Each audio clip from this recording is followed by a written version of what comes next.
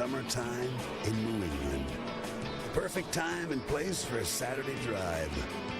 Its rolling hills produce the greenest greens you'll ever see. But none greener than the flag waving up ahead. It's time to go racing in New Hampshire. Welcome to the Granite State, New Hampshire, and the little track known as New Hampshire Motor Speedway. Fans from all over New England are streaming in to catch this race number 17 of the 2012 season. My friends, it is the halfway point, and we have a question for you. Who has won the most nationwide series races at New Hampshire Motor Speedway?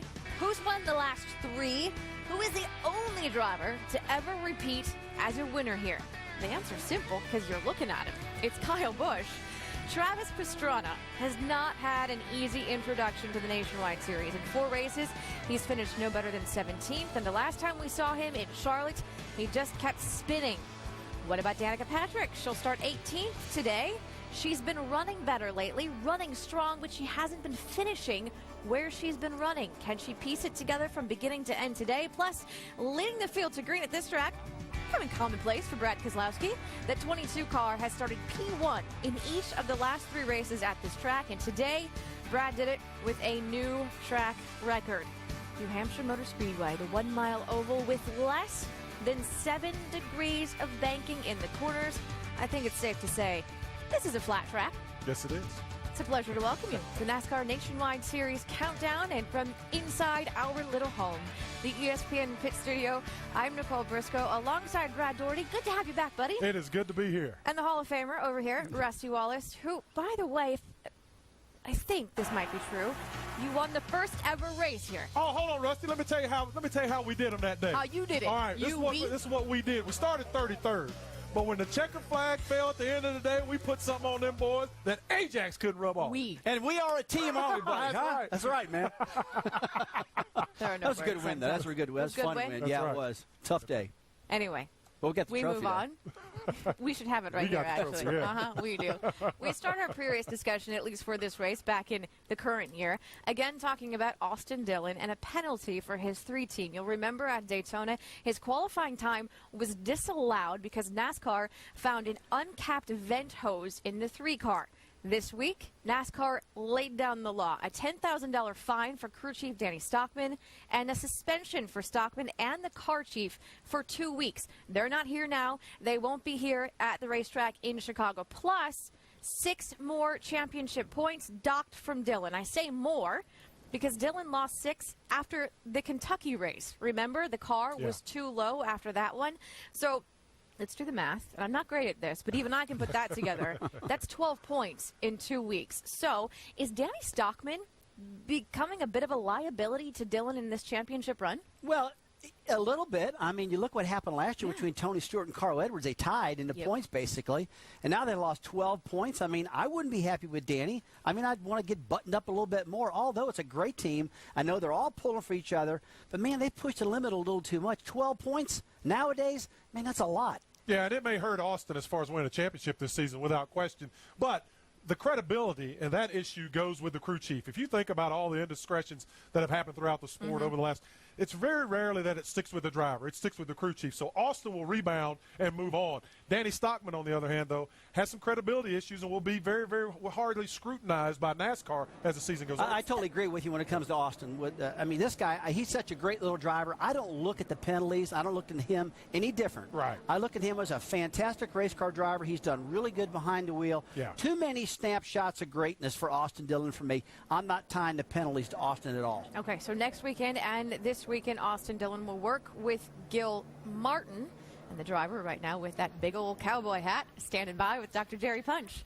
Yeah, let's talk to the rookie phenom here a moment. Now, Austin, great performances the last couple of weeks on the track with the win at Kentucky, the 4th at Daytona. But off the track, I mean, the frustrations, the post-race inspection, the post-qualifying inspection, the points, the fines, and most importantly, the loss of Danny Stockman. How does Stockman's absence here affect you and this race team today?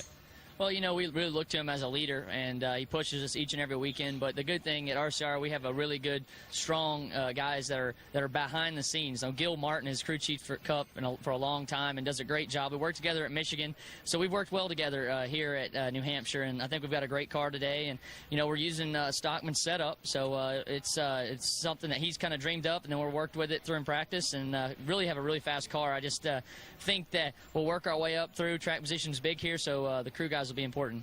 You said last year you followed Kyle Busch throughout the entire truck race, and you learned a lot about how to drive this racetrack. What did you learn by watching Kyle a year ago that'll help you today? Just mostly getting through traffic. He was really good at maneuvering through traffic. Our car was, I think, was faster, but he could get through traffic so much better. So hopefully what I learned last year, I can use it some today in the Advocare Chevrolet, and we'll be really fast. Hey, good luck today. Thank you. Austin Dillon will roll off 12th. And, folks, last week at Daytona, Austin was part of a wild one under the lights that had it all. High-speed, high-risk racing. It's an anything-can-happen race.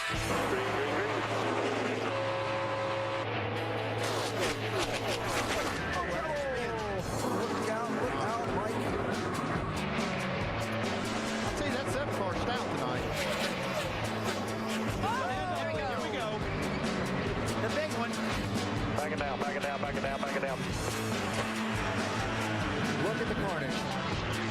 Oh, 15, Jeffrey Arnold. Danica. What are you going to do? Here comes Austin Dillon with a push from Kurt Busch. Busch going to make the move to try and get the lead himself. 2.5 miles to go. Kurt Busch, big run to the outside. Here they come. Checkered flag is in the air. Austin Dillon spins. Kurt Busch wins.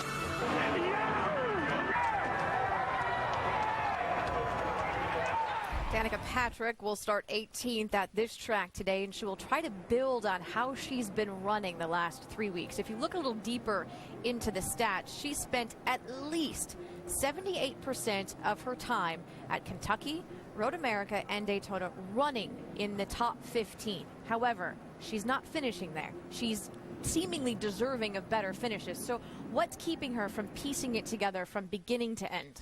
I really think she's just having some flat bad luck, no doubt about that. She needs to get a little bit more seat time behind the car, a little more seat time at these different racetracks. But, you know, Nicole, above all, I mean, I learned this the hard way. You've got to learn how to close the deal late in the race. Nowadays in these races, these things are getting tougher and tougher as you go on. You got to get more aggressive late in the race. You really got to get up on the wheel, I call it. And sometimes if you get up on the wheel too hard, you crash. And if you don't get on the wheel too hard enough, you just get beat. And right now, she's got to balance that out. She's got to, when the competition picks up late, she's got to pick up with it and not wreck the car. She hasn't been able to do that yet. Wrecking the car has been a problem, at least for her at Daytona. Think about all that she's gone through at Daytona this year. There was this huge wreck in the duel before the Daytona 500. She wrecked in the Daytona 500. And then, of course, this Friday night. Yeah, she's had some terrible luck at Daytona and had some terrific impacts that she's been able to walk away from. You know, as I look at Danica Patrick, and I've been the guy who's consistently said that it's all about experience, it's all about seat time for her. We have to wipe away all these expectations that are unrealistic. But as we get towards halfway in this season, if she's going to progress to the area where she's finishing races up front, it's all squarely on her shoulders. She's got the pieces, she's got the parts, she's got the crew chief. Now she needs to start finishing in that top 10. It's solely on her as a performer and a driver to get that car in that top 10. You know what, Brad? That will come. Yeah. That'll come with just more reps behind the steering wheel, going to different racetracks and understanding what she's got to do. I'm going to go back to closing the deal. Yeah. That is so important late in the race. There's so many times these great competitors can't get it done. They dominate the races and can't finish it off. She can do that, but it's just going to take more time. It was not her fault for failing to close the deal at Road America. We will say that. She finished 12th there. She finished 12th again in Kentucky at 31st last weekend in Daytona. Coming up next, I know who I'm going to turn to for dinner after this one, because it'll be the guy who's $100,000 richer after this race. 4 drivers are eligible. We will explain show me the money, baby. in a few. Plus, when you're the king of the world, when you are the best of the best, what is it like to try something new and struggle? Ooh, that's what I'm talking Speaking about. of dinner. Yeah, give me mine with a lot of margarine. Hey, you always Margarine? I need a little margarine. Margarine, I'm not on a butter? diet. I'm on a diet. I don't want real butter. I want We'll margarine. be back. This is about 11 pounds. With any new challenge, there's one truth you must never forget. Some days will be great. Others, not so much. To weather rough seas, always keep your eyes fixed on the horizon. Remember that the goal isn't to be great now. It is to be ready when greatness finally arrives. Here's the thing. Travis Pastrana is great. He's a legend on two wheels, but this week he's back to 4 and making his 5th start behind the wheel of that number 99. He'll roll off 20th. But for the 11 times X Games gold medalist, racing in this series, in these cars, has been anything but easy. And for a guy who is used to success, the frustration appears to be mounting, as was evident the last time we saw him in Charlotte. This is so cool. We're here, Charlotte Motor Speedway, NASCAR country. All of a sudden, we got rally cars. We also raced the Nationwide this weekend. This is awesome. Qualifying's already started. Heading to the car right now. And for Nationwide, it's going to be absolutely crazy, scary.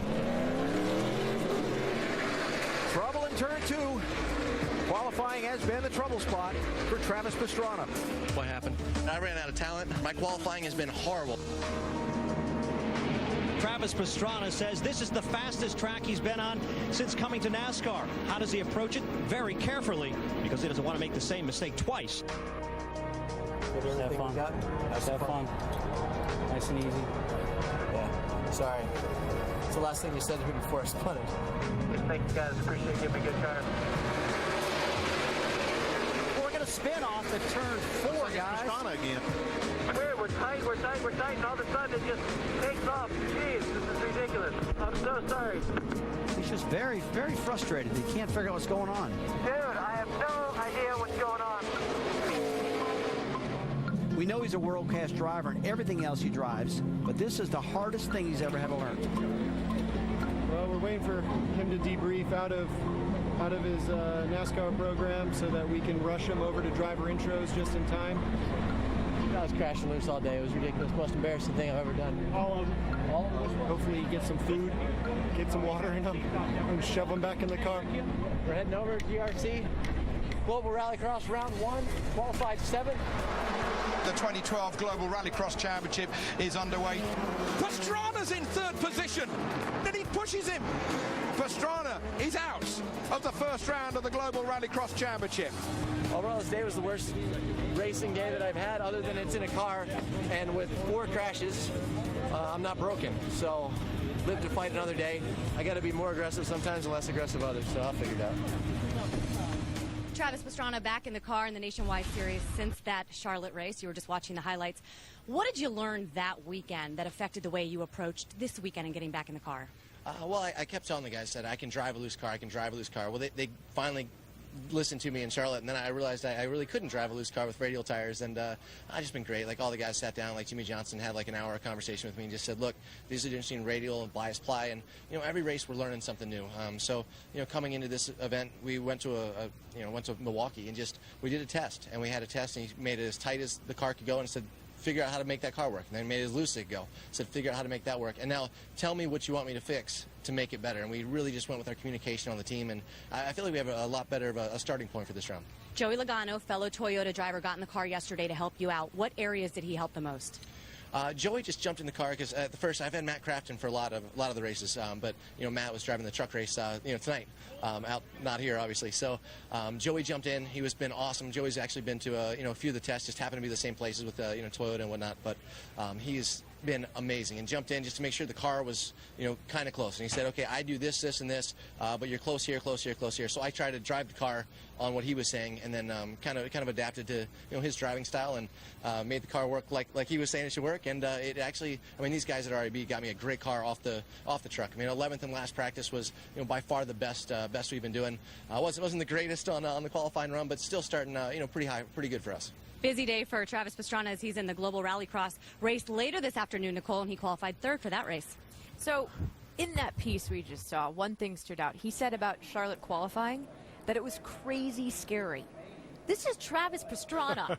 He's not supposed to be scared of anything when he's in the confines of a car. Yeah. So here's a guy who's clearly a legend on two wheels. He's accomplished so much. Yet over here he's struggling. So how do you balance that? How do you go from being the king of the world to where he is now? I don't know if you can. That's the thing I'm looking at. Is you look at these guys, the Nationwide Series and gals and the Cup Series, these are the best race car drivers in the world. And the most difficult thing to do, I think, in sports is to come from one sport where you are the best at what you do and all of a sudden try to pick up. Great examples, Michael Jordan, basketball, trying to play baseball. Yvonne Lendl, playing tennis, then trying to play professional golf. I just don't think it can be done. Now, with that being said, Travis has great expectations, but he does not have the results to back him up. That becomes an obstacle for him. He's a great young man. He has a lot of enthusiasm. He has the want to. But just because you want to doesn't mean that you can do it. So last year he was supposed to make his debut in Indianapolis, got hurt at the X Games, and at the time he said, I'm committed to NASCAR. After that, I'm committed to NASCAR. He's doing double duty here, this Global Rally Challenge. It may not be a distraction in that it could get him hurt, but it is something else to focus on in a race weekend. He did it at Charlotte, and look what happened there. Well, it's something I really don't like because when we start talking about this, I start thinking about Danica Patrick running Indy cars or running stock cars. You got to pick one. But you look, see Travis right here at Charlotte. He's spinning this car out. He does not know what's going on. You know, I'm a huge Travis Pastrana fan. We all know he's not scared of anything. But, you know, you can't be scared and scare the handling into the car. Yeah. The car has got to drive for you. It's got to handle good. And that's what Travis needs to understand of what these cars need. Look, he can't quit. He can't give up. This is a tough time for Travis Pastrana right now, in my opinion. But he's got to really dig deep. He's got to pay attention to that car. He's got to understand the limits of it. And above all, he's got to try to get himself in the very best car out there.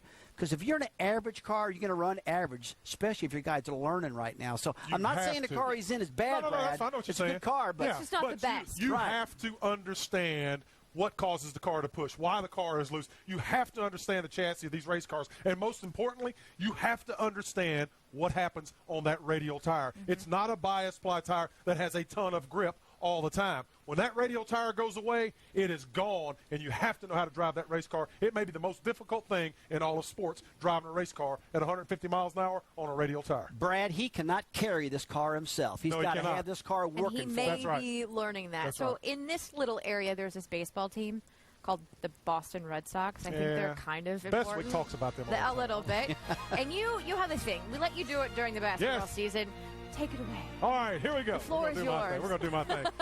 ESPN's coverage of Major League Baseball continues tomorrow and Monday. First, tomorrow at 8 o'clock on baseball's biggest stage, it's an NL Central showdown as Carlos Beltran and the Cardinals take on Joey Votto and the Reds. Then Monday night at 7, it's Albert Pujols and the Angels. They travel to the Motor City to face off against the Tigers, led by Home Run Derby King Prince Fielder. Sunday and Monday Night Baseball on ESPN. Sunday Night Baseball presented by Taco Bell. You got to go have one of those Dorito shell tacos. Those things are awesome. Brought to you and presented to you by USAA. Oh, man, I say, dude, you're always hungry all the time. Can I jump back in now? Jump back in here. All right, coming up next, he is far and away the best driver at this track, but Kyle Busch is not in the same car that got him his 3 wins. Will that number 54 make a difference? Plus, Sam Hornish Jr. has been in the spotlight an awful lot this last week. And this week he's once again pulling double duty. Is that a distraction? That is coming up next. The tacos are the distraction. Welcome to the halfway point of the season. That divisive page of the calendar that slams the door on early season promise and replaces it with the realities of racing. A time when a trio of title contenders threatens to break away, the pack desperately clinging to their rear bumpers.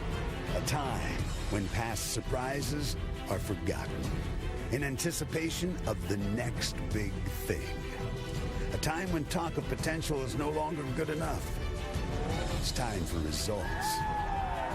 Halftime is over. Go time has arrived.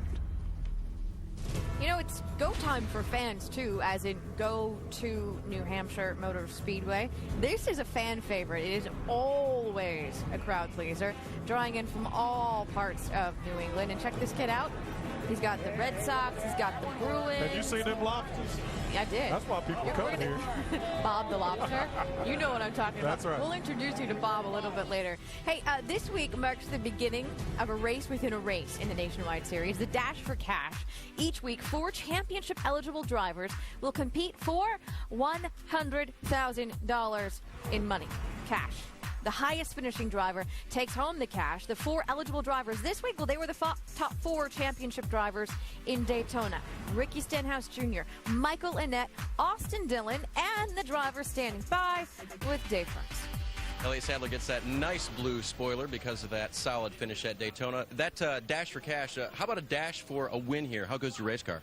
The race car is really good. One Main Financial car was really good in practice yesterday, really good on long runs. You know, the track's going to be a little bit different now because we just finished up with a modified race, but really feel like we got a good chance of going out there and competing for this Dash for Cash. It's a great incentive that Nationwide Insurance puts on for us, and it puts a lot of spotlight on our 4 teams racing for it, and we were able to win it one time last year. We want to try to go after it again today. Yeah, it spins really well. Now, this track, very, very unique. What do you always tell yourself before you start a race here to do or not to do here? Well, here it's, if you had the number of the tracks in NASCAR, track position will probably be at the top of the list here for New Hampshire. Just how flat it is, how aero dependent a lot of times the car is. It gets tight in traffic. So it's all about track position. So it's up to the crew chiefs today to maybe take some gamble, make some good calls. I got to do my job of keeping fuel mileage in the car, and hopefully by the time everything cycles back around, we'll be where we need to be at the end of the race. Nicole, I guess he's telling everybody, do your job. It's critical here on this flat track. And you heard him mention that modified race. If that is any indication of what we're going to see this afternoon, they came across the line side by side. By the way, Mike Stefanik won it by 0.003 of a second. Great race. The top 4 in points in this series are separated by just 35 points, with last year's championship runner-up leading the way over his teammate. But keep in mind that teammate would be leading the way had he not been docked 12 points in the last 2 weeks. And Brad, coming into this season, you had some very high expectations of Elliott Sadler. Is he living up to those expectations? No, I wouldn't say so. I really feel like Elliott Sadler, when I think of him as a Cup driver, and I think of him making his way back to that Cup Series. So I was expecting many, many wins by now. I thought he would dominate this series. He's got a couple. He's run well, don't get me wrong, but I thought he would be dominating at this point in time. And I think there's a lot going on within the organization. There's a lot of things restructuring, trying to make sure both cars come out and are somewhat equal. So I think as we go forward, he'll have the opportunity to win some more races. But right now, I still think he's not quite up to par. He's also racing against that kid who also happens to be related to the boss. It's tough. Well, I think there's something to that. I really do. I mean, let's face it. I mean, Austin Dillon's grandfather's Richard Trillers, who owns the team. Yeah. I mean, he's probably given him the best he can possibly give him, and I think he's given Elliott the best he possibly give him, too. But I know one thing. When that car's around the racetrack, Richard's primarily paying attention to that car right there in Austin Dillon. And they're putting a lot of focus into that car. I mean, I would be. Yeah, that's I mean, fair. It's common sense. It's blood is thicker than water. Right, blood's thicker than water. So because of that, it looks to me that 3 cars run a little bit better than that 2 car most of the time. If you are curious, we just showed the points. At this point, a season ago, the guy who went on to win the championship, Ricky Stenhouse Jr., was also 3rd in points, exactly where he is right now. So, Doc, it's only the halfway point. A lot could still change. A lot can change, exactly, Nicole. You know, surprisingly, that second-place finish last week at Daytona was the first top 5 for Stenhouse and company since their win at Iowa back in May. And, Ricky, how concerned are you and this team about this little mini slump you've gone through? We're past that now, I feel. We started this weekend, we were strong, and back to our championship form that we're going after. So I guess everybody goes through slumps, but the good thing is I think we're out of it. We were trying a few things and had some bad luck along the way, and that's what got us in that slump. But we were able to get NOS to a second-place finish last week at Daytona, and that kind of starts the second half of our season. And so hopefully we can get our Cargill Beef Mustang in victory lane today. You know, with a win or a good run today, you could win an extra $100,000 courtesy of the Nationwide Dash for Cash competition, or move closer to that, back to that points lead. How much are you willing to gamble for one or both of those? It's important for sure. Nationwide Insurance has done an awesome job at doing that. Fans can win also, and for us, we gamble a lot to win that Dash for Cash, because if we do, we're going to gain points on the guys we're racing for in points. Elliott, Austin, those guys are in front of us in points. If we can win the Dash for Cash, that means that we beat them, and that's what we're shooting for. So, we're going to gamble some, but I think everybody else will too. Hey, thanks, by the way, for being our in-race reporter. And, folks, if you'd like to log on and pose a question for Ricky Stenhouse, log on to ESPN.com. And what's the key phrase? In-race reporter. You got it, bud. They want to pose you a question, ask you a question during the race. Nicole? I talked to him a few days ago. His voice was a lot worse a few days ago, so perhaps he's feeling a little bit better now. Ricky Stenhouse Jr., currently third in points, 18 behind Elliott Sadler, but he's driving himself out of a hole. Do you see it affecting how he's behaving on the track? Well, he's driving very aggressive on the racetrack. He got himself in a couple accidents there that everybody else paid for. He got Daytona through them. last week, in Daytona. But you know what? He's pretty well got to do this. He's got to get up on the wheel and drive his heart out to pick up some points that he lost early on. And he did finish second in Daytona with his real aggressive driving style. But like I say, there's a couple other cats out there who paid for it. Yeah, he's a very aggressive race car driver, as we've seen throughout his brief nationwide career. So today it will be tantamount for him to really be patient and kind of channel some of that aggression back. He has to get to the end of the day to have an opportunity in order to beat a Kevin Harvick and Kyle Busch at this racetrack. 4 drivers in Dash for Cash. Stenhouse, Dillon, Sadler, the 4th guy, Michael Annett, who right now is driving better than he ever has before in his career. He's coming off 2 straight top 5, his first 2 in 5 years. Yes. And I talked to Michael Annett earlier today, and I was asking, I said, what is this all about? Is it the experience that you've got? This is his 5th season. He said, yeah, it's experience, and with that experience comes knowledge, and the people around you start to trust you. He said, Brad, at Daytona, Kyle Busch was pushing me in the draft. I look up in my mirror, and I see Kyle Busch. What does that say about me? A confidence boost. That's right. So he says, right now I've got the utmost confidence, and I feel like I can continue to build on those top 5s. I said, is a win near? He says, I sure hope so. So that's great to see. Let's find out if he can do it today. He's with Shannon Spake. Well, Nicole, you mentioned those top 5s, a 3rd place finish last week at Daytona, which means you are racing for $100,000 here today in the Dash for Cash. So what would you do for the money? I'd wreck them all, to tell you the truth. He's honest. Yeah, no, I mean, that's why we come here. Obviously, we're here to win the trophy, bring home a win, but these past 2 weeks for this Pilot Flying J team have been just a lot of fun, a lot of excitement in the shop. I love seeing the look on these guys' faces. They're having a blast right now. So, obviously, we're here for the trophy, but if it's not our day and we're not in a position to win the race and you see one of those blue spoilers pretty close, obviously going to do whatever it takes to get home that money. Those 3 guys, they're racing for a championship. Obviously, they're in a really tight battle. We're a little ways out, so I've been telling people we're in the catbird seat. We're there. We could take some chances they might not take. So I think we got one of the best shots at it. Watch those blue spoilers. Michael Annett rolls off 14th. Vince? Standing by with Sam Hornish Jr. came into this season focused on winning the Nationwide Series championship. He's 4th in points, but now the attention has been divided, running double duty for the 2nd week in a row. It's a nice problem to have, more time in the car, but what kind of challenges does that create for you on the Nationwide side? Well, it didn't create any challenges last week because I didn't know until about 24 hours after the Nationwide race was over that I was going to be running the Cup race. So not a whole lot there, but really for us, there was a little bit more time involved this week, and really with a lot of the questions that I've been asked, a lot of the interviews that I've done, I get asked a lot about this, and I don't know anything more than anybody else does. So as far as what's going to happen in the future, any of that kind of stuff. So once we got through Monday, Tuesday, it calmed down a little bit, and just really glad to be able to be here, be running both cars. I felt like our Nationwide car was really good yesterday in our practices. We qualified well with it. The Cup car left a little bit to be desired, but I felt like we made it better throughout this morning's practices. So I'm just looking forward to getting out there, getting a race in today, figuring out exactly where this is all going to land at, because I haven't been allowed in almost 2 years. So just thankful that we've got some fans out here, that we got Nationwide Insurance, and just ready to get out there in the Lions Truck Parts Dodge and see what we can do, see if we have another good day here. They say track position's king. Sam will start with good position. He's up front in the 3rd row. He'll start 6th, Nicole. And Rusty, this is a guy that you had very high expectations for when this season began, just like I asked Brad about Elliott Sadler. Or Sam living up to your expectations? Well, he's a little bit behind where I thought he'd be, but he still is doing awful good. I mean, he's been qualifying good. He's been running good. I'm a big Sam Hornish fan. I really am. I mean, think about it. Mr. Penske, he had a choice last weekend to put any driver in that 22 car he wanted. He called up the go-to guy, Sam Hornish. He said, I want you last week. He called him up again and said, I want you again for this weekend. Very early on in the weekend. Yes, you're right. That builds a lot of confidence in a driver that they know the team's behind them that much. So I expect Sam to really amp it up and run harder and really pick up some more points and possibly knock a couple more wins out before this year's over. I think he can do it. Well, this is a track similar to the one where he won at last year in Phoenix. That's exactly what I was going to say. say, I'm really surprised, though, he hasn't been in victory lane or run up front more after coming out of Phoenix. We saw him in victory lane. I mean, he was crying his eyes out. He knew that he had reached a certain goal that he needed to reach to be appreciated in this sport, on this side of the fence of this sport. So now we come back this season. He knew he was going to run a full season. I thought they would come out of the gate and be dominant, and they have not. But he's still got a great opportunity, just like Rusty said. Mr. Penske has a lot of confidence in this young man. He usually doesn't pick him wrong, so we're still keeping a very watchful eye on Sam. Perhaps he'll get back to victory lane this afternoon in New Hampshire. Or he's my dark horse. What about this guy when we come back? He's won 3 times at this track. And he's pretty good, in too, the 18 car. Yeah, he's pretty Kyle good. Busch is now in the 54 car. Will that make a difference? Then the last time we saw Ryan Truex, he had disappointment written all over his face. Has the Dover disappointment affected his desire to win here today? That's when we come back from Hampshire Motor Speedway.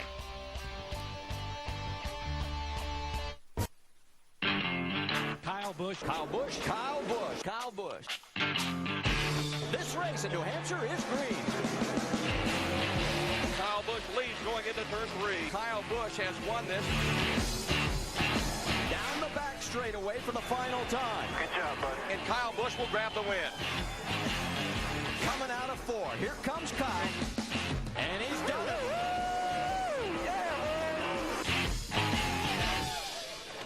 There's very good reason to talk about Kyle Busch. In 25 nationwide races here, there's only been one driver to make a repeat appearance in victory lane, and that is Kyle Busch. Doc, he's won here 3 straight races, and career, he's batting .500. That is not bad. Yeah, Nicole, with 3 consecutive wins, no one would argue with the fact that at tracks that require a very technical approach to braking and entering the corners, you're at your absolute best. What is the key to being consistently fast here at New Hampshire?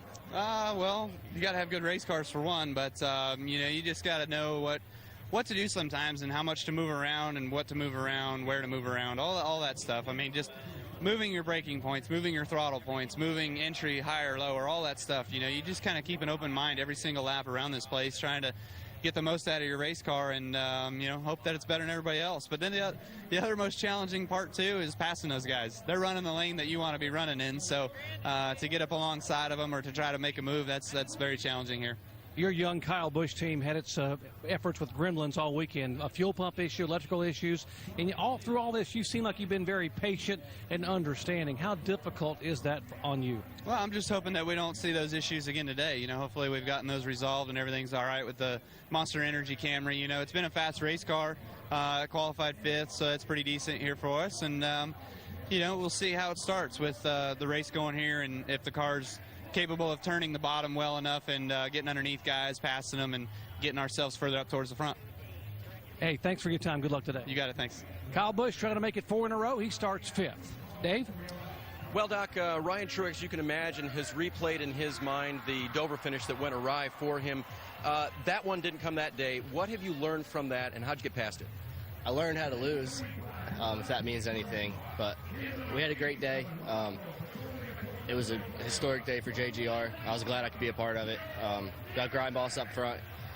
It was a good day. I mean, obviously we didn't get the win, but we had a really good race, and I proved that I can do this. So that's part of it, and we'll just go out here and try to get a win today, or try to get a good finish, get grind boss up front, and it's all going towards next year. I want to go full time next year, and we got to do all we can this year to make that happen.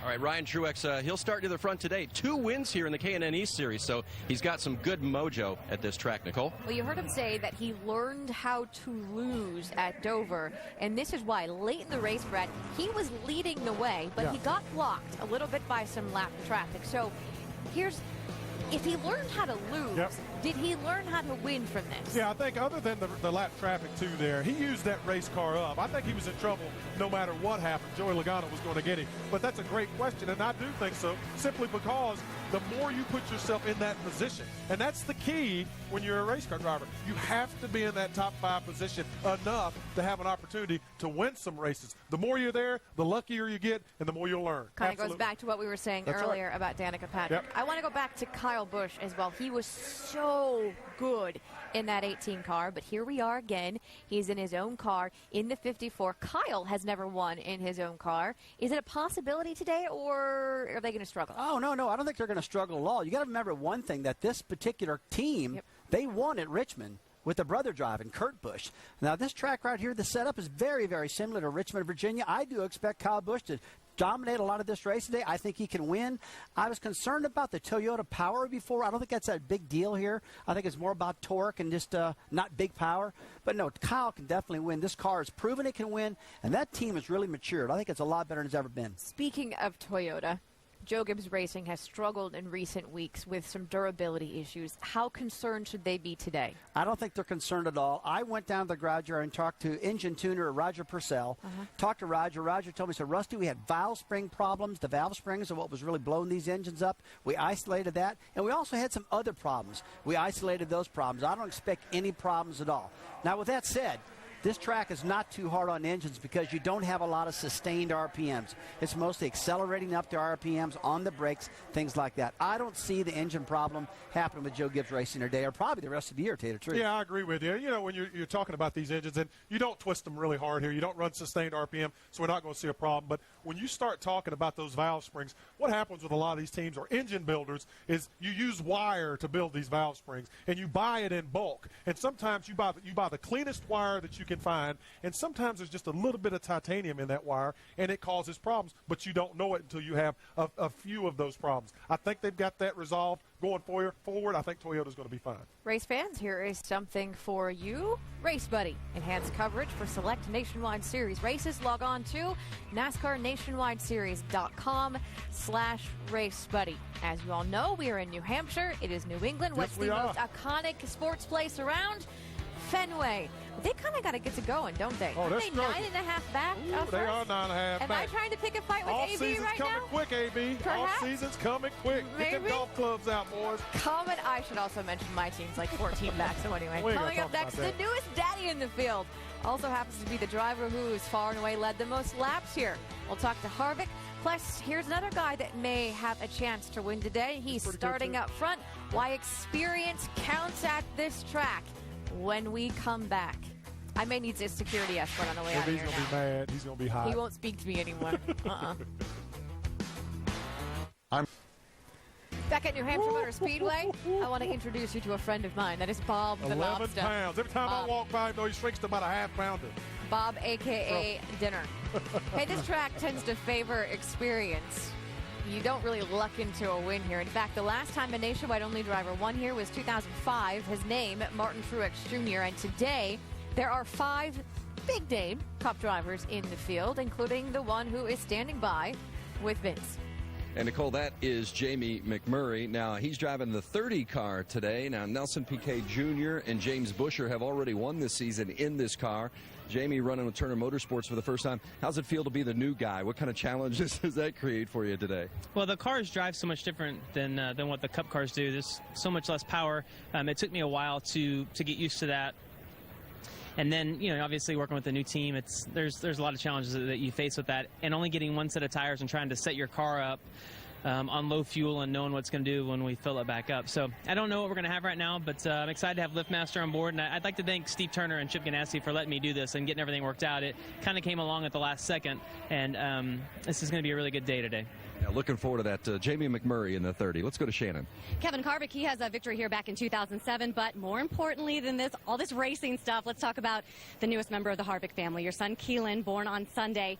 What's been the most surprising part about being a dad?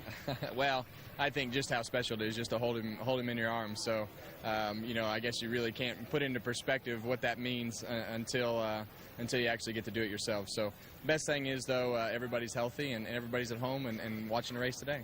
Here in the Nationwide Series, you guys have sort of been on the wrong side of strategy as of late. How does that affect some of the decisions you may make late in the race? You know, I think we just have to keep doing what we're doing. I think our cars are running fast enough to win races, and I've been in this long enough to know that you're going to be on the right side of it sometimes when you're not supposed to be, and the wrong side sometimes, and those things seem to run in streaks. So we'll just keep riding it out in our Barber Foods Chevy today and see what happens. And you know Kevin's biggest fans are sitting at home watching this race right now. Dave? With Brad Keselowski, third pole in the last 3 starts here at New Hampshire. What needs to change, Brad, for you to get that W here now?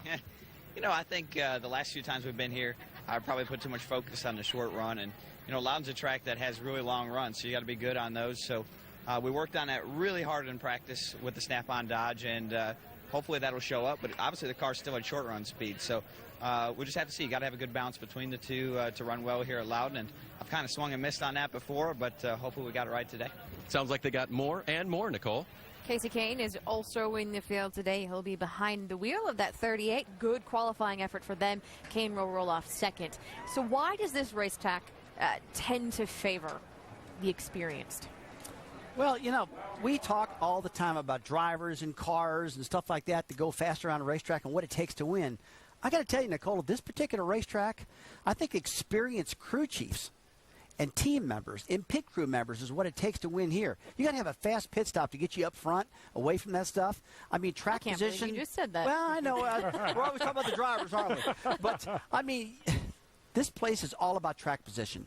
Use the strategy. Have the fast pit stops. Whatever you do, get that doggone car placed up in front when you have to go in these restarts. I don't think it's all about, you know, the car, the body. It's part of it, no doubt about that. But here, at this joint, I'm going to go with the pit crew thing, just like I said. And that's my story, and I'm sticking with it. Yeah, you're absolutely right. I mean, and we heard Kyle Busch say that as well. I mean, it's all about track position, and it's so hard to maintain track position.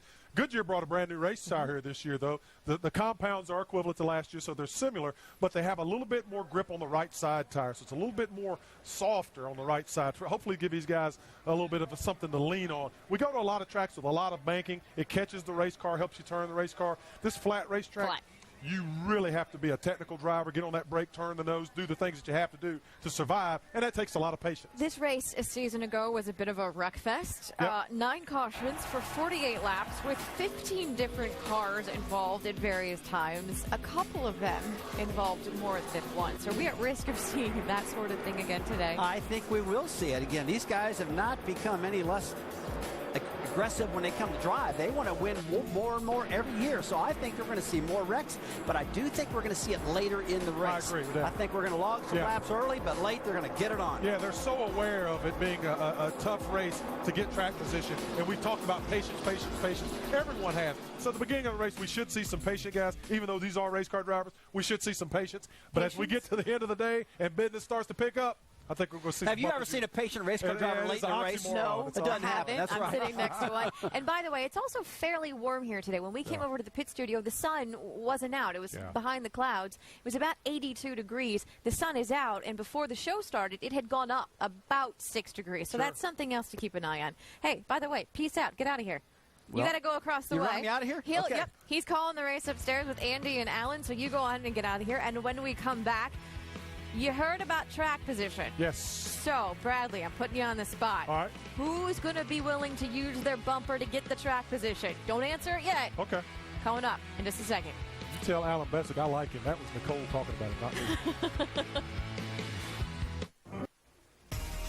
One of the busiest places at any racetrack, the Danica Swag Hauler. Man, wow.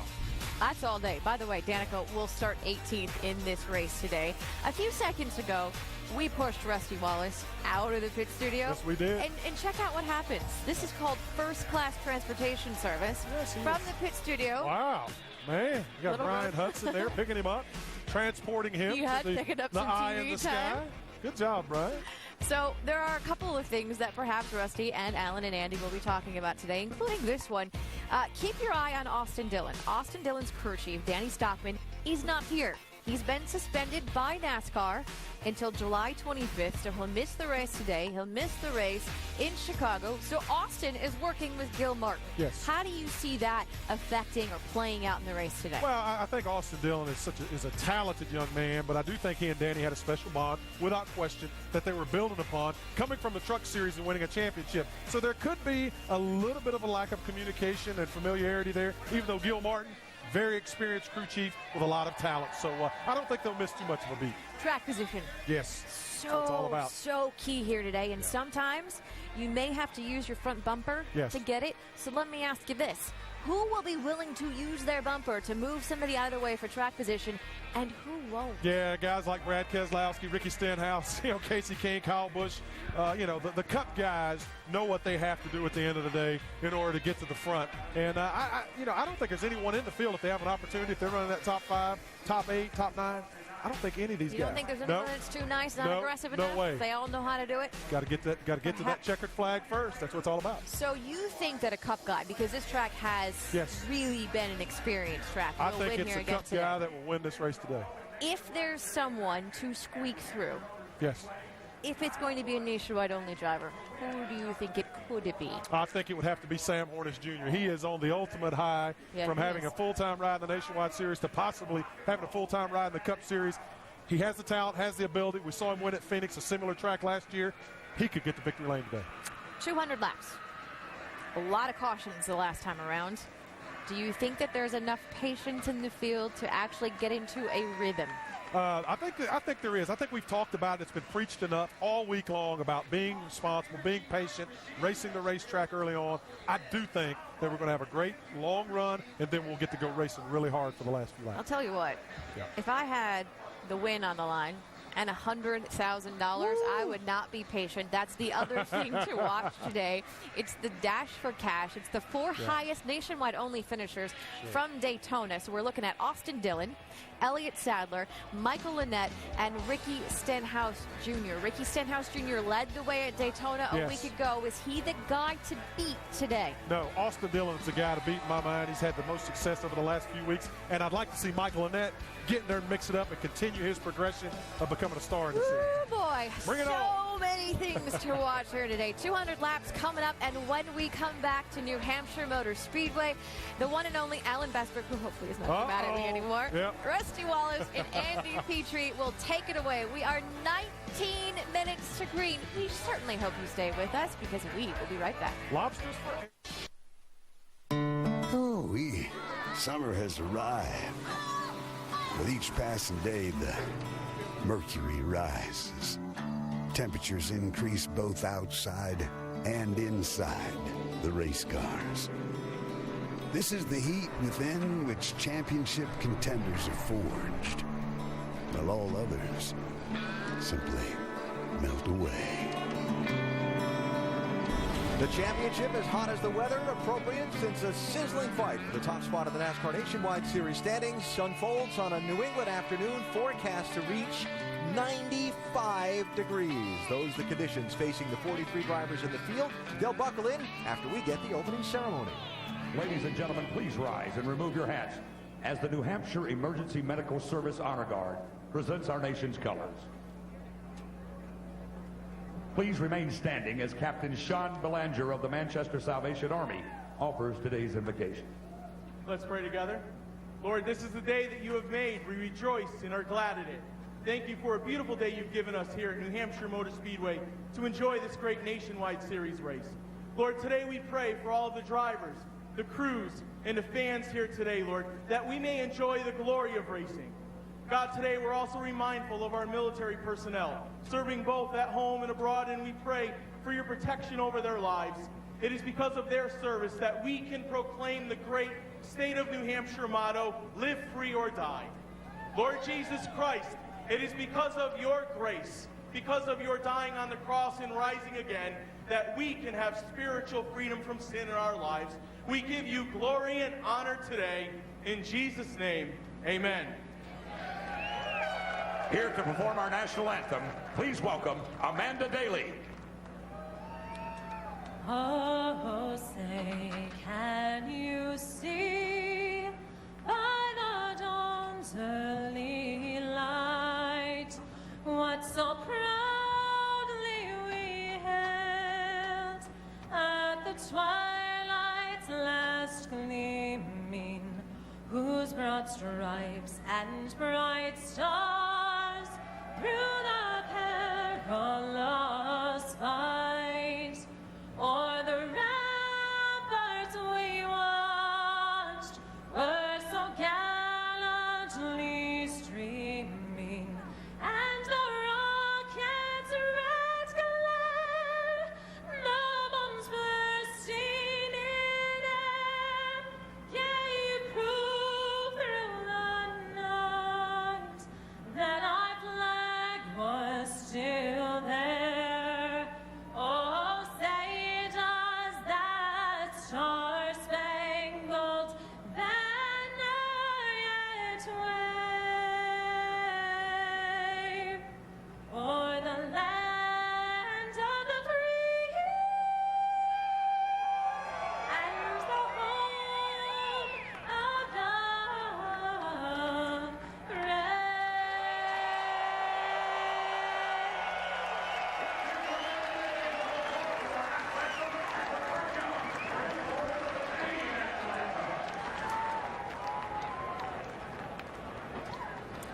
Time to take that last drink of water and climb inside that race car for what is sure to be a boiling hot afternoon here at New Hampshire Speedway. Over 200 laps of competition. But calm, cool, and collected inside our broadcast booth. Alan Bestwick, champion crew chief Andy Petrie, joined by Rusty Wallace. No surprise he got here on time. He knows how to win at this racetrack after all. Fast laps, nothing new to you. I want to start with Andy. On this very flat, tough to pass on racetrack, a lot to do with the outcome today may be determined by the crew chief and how he plays his strategy on pit road. Yeah, you just want to stay on that track as much as you can. You don't want to spend too much time changing 4 tires when you maybe should get 2 or maybe just fuel only. So the strategy is going to be to try to make that last pit stop as early as possible. Stay on the track as long as you can at the end of the race. We saw Kyle Busch do this the very best the last race he won here. His pit strategy was almost perfect. He pitted with 80 to go and got fuel only, and that set him up for the end. And that's really the best strategy. Not always the winning strategy, but it is the best strategy. Now, that's if everything goes right. You plan your strategy that way. But when things don't go according to plan, that's when the crew chief has to adapt and help his driver get back to the front. Ricky Stenhouse Jr., this race a year ago, an example, 33 laps into the race, he gets knocked around in traffic and spins and loses all his track position. Well, when that happens right there, you just got to regroup and say, okay, what do we do now? We're dealt a new hand, a new set of cards, so we're going to play those the best we can. Ricky Stenhouse stayed on the track when everybody else made a pit stop because he had to pit when he messed up his tires there, and that set him up for actually a pretty good strategy to get to the end. And that's kind of what you do. Sometimes you can have a problem in the race that'll set you up to make a really good call. It can be kind of lucky for you. Rusty, you won so many races on the short tracks at Bristol and Richmond and Martinsville. Even though New Hampshire's a mile speedway, it races like a short track. You're getting down, buckled in on the grid, ready to go racing on a short track. What's on your mind? Short track mentality, what's on my mind, Alan. I'm thinking about, hey, I better get used to getting bumped around a little bit, keep my temper down, knowing that also on restarts I'm going to have a tough time getting these air pressures up to speed. These cars run close to about 8 to 10 pounds of air pressure, very low in the left side, about 20 pounds in the right. So it's going to be hard to get them going early in a run and also on restarts. But above all, just like you said, I know we're at a 1 mile racetrack, but this baby races like a half a mile, and you got to get used to that. There's going to be a lot of body contact and a lot of frustration, and you got to stay cool and get ready for it. Keep your cool when you get bumped around, and watch out for those first 5 laps on the start and the restart. Keys for the driver today here at New Hampshire. They fire the engines next. NASCAR Nationwide Series at New Hampshire is brought to you by Nationwide Insurance. Call now to get a quote. And by 1&1 My Website, where creating a business website is easy.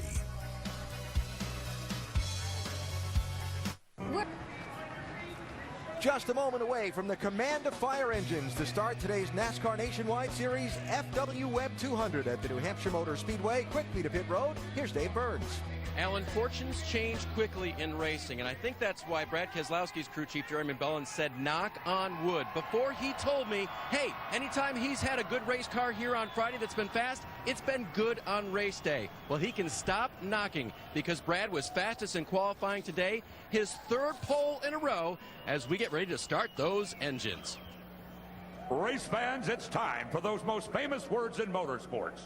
Here to give the command, please welcome our Grand Marshal, Senior Vice President of Plumbing and Heating for FW Webb, John Provenzel. Drivers, start your engines. Here's yours. I got you. Before you get on the gas tomorrow, then. Hard. Sure, man, know what spot it is. So when he comes by this time, just let him know where that is. I copy. But guess you left. Still be thinking about it.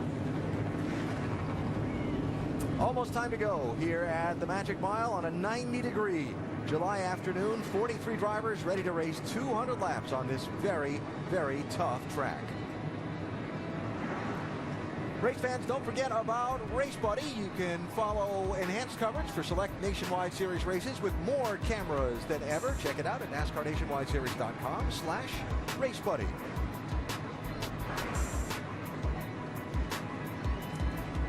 Cars be rolling out onto the racetrack momentarily. Our ESPN in-race reporter for the day talked with him earlier during NASCAR Countdown. Ricky Stenhouse Jr., the defending series champ, already this season a 3-time winner. Picked one up at Las Vegas, 3rd race of the season back in early March. Did it again at Texas Motor Speedway in the land of the Longhorn. And then one out at Rusty Wallace's Iowa Speedway. Can Stenhouse go to victory lane in New England today? We'll talk to him next. Everyone on the grid has something to race for. For some, it's the trophy. For others, merely pride. But for 4 drivers today, a special reward awaits. 100 grand. It's the Nationwide Dash for Cash. Go get it, boys. Gonna be fun to watch the race within the race. One of these 4 drivers is gonna win $100,000 today. Highest finishing of Stenhouse Jr., Sadler, Dillon, and Annette, plus the driver that wins the cash today. And the other top 3 Nationwide Championship eligible finishers today will go into the race for the pot next week at Chicagoland Speedway. We'll follow the Nationwide Insurance Dash for Cash. You'll note those cars by the blue spoilers on the back, like the one on the back of our ESPN in-race reporter's car, Ricky Stenhouse Jr. Ricky Stenhouse, Rusty Wallace, ESPN, you got us? 10-4, I got you, Rusty. Well, Ricky, thanks for talking to us. We got an ESPN mailbag question that comes from Whitney in Rogersville, Tennessee. The question is, after getting a few wins early on in the season and then struggling for a while, how do you get that early season momentum back?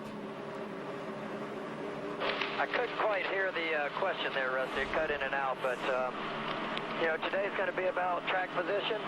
It's going to be about keeping the fenders on it, keeping the tires on it, and just making the right adjustments. So hopefully we'll be around here at the end to get the job done. It's going to be an exciting race. We've got a great crowd, and we're looking to get Carterville Beef back to victory lane. Hey, buddy, earlier in the year, it's no secret that you had some problems. You lost some points, kind of got behind. Does this flat 1-mile racetrack suit your driving style to get up there and get up some points and make up some lost points from the past? Yeah, this is my type of racetrack, man. This is a racetrack you can drive really hard. You can do a lot inside our race car with your feet, with the steering wheel, to really get your car to handle around here. And, you know, this is one of my favorite racetracks as far as short tracks go, and we're looking to have a good day. We want to win for Red Sox Nation here up in New England. All right, buddy, have a great race today. Now, Andy's going to speak to your crew chief, Mike Kelly. 10-4, thanks. Hey, Mike Kelly, Andy in the booth. We got a new tire Goodyear brought here, and in the past, this track position has meant so much that you would almost forego tires to just maintain it. Has this new tire changed that any, or will you see it about like it's been before here? No, Andy, this is Loudon. It's like a big game of King of the Hill, track position king, and you'll do whatever you got to do to get it, and everybody will try and take it from you. So today's going to be about track position, getting it, keeping it, holding on to it till the end. Okay, Mike, well, good luck with that, and hope you got good strategy. Thanks for talking to us, buddy. All right, 10-4, thank you. Some quick stories from pit road before we go green. Shannon Spake. Well, Alan, Travis Pastrana rolls off 20th today. He told me this track reminds him a lot of Darlington. That's good because that's where he got his career best finish. It's also bad because Darlington, like Loudon, requires a lot of patience. Travis says he doesn't have a lot of that. The goal, a top 15. Vince? An extra challenge for the 3 team today. Danny Stockman, the normal crew chief, is out because of suspension. Gil Martin will be on the box handling the crew chief duties for Austin Dillon. Martin was the crew chief for Dillon during the Cup race at Michigan earlier this year, so he is in good hands, Austin Dillon, in the 3. Doc? After 2 wins early in the year, most people will tell you that points leader Elliott Sadler played it pretty conservative the past few weeks. But Elliott told me, hey, with a $100,000 bonus on the line today, it's time for our team to begin to gamble, and we will on pit strategy today. Alan? All right, Doc, thanks. Brad Keselowski has chosen the outside lane, as is his right. The first of 200 laps on this shade over a mile track about to unfold. The guy waving the green flag atop the starter stand is the Lieutenant Governor of Vermont, 3-time champion at Thunder Road, Phil Scott, getting it underway. Look out, scramble in the pack.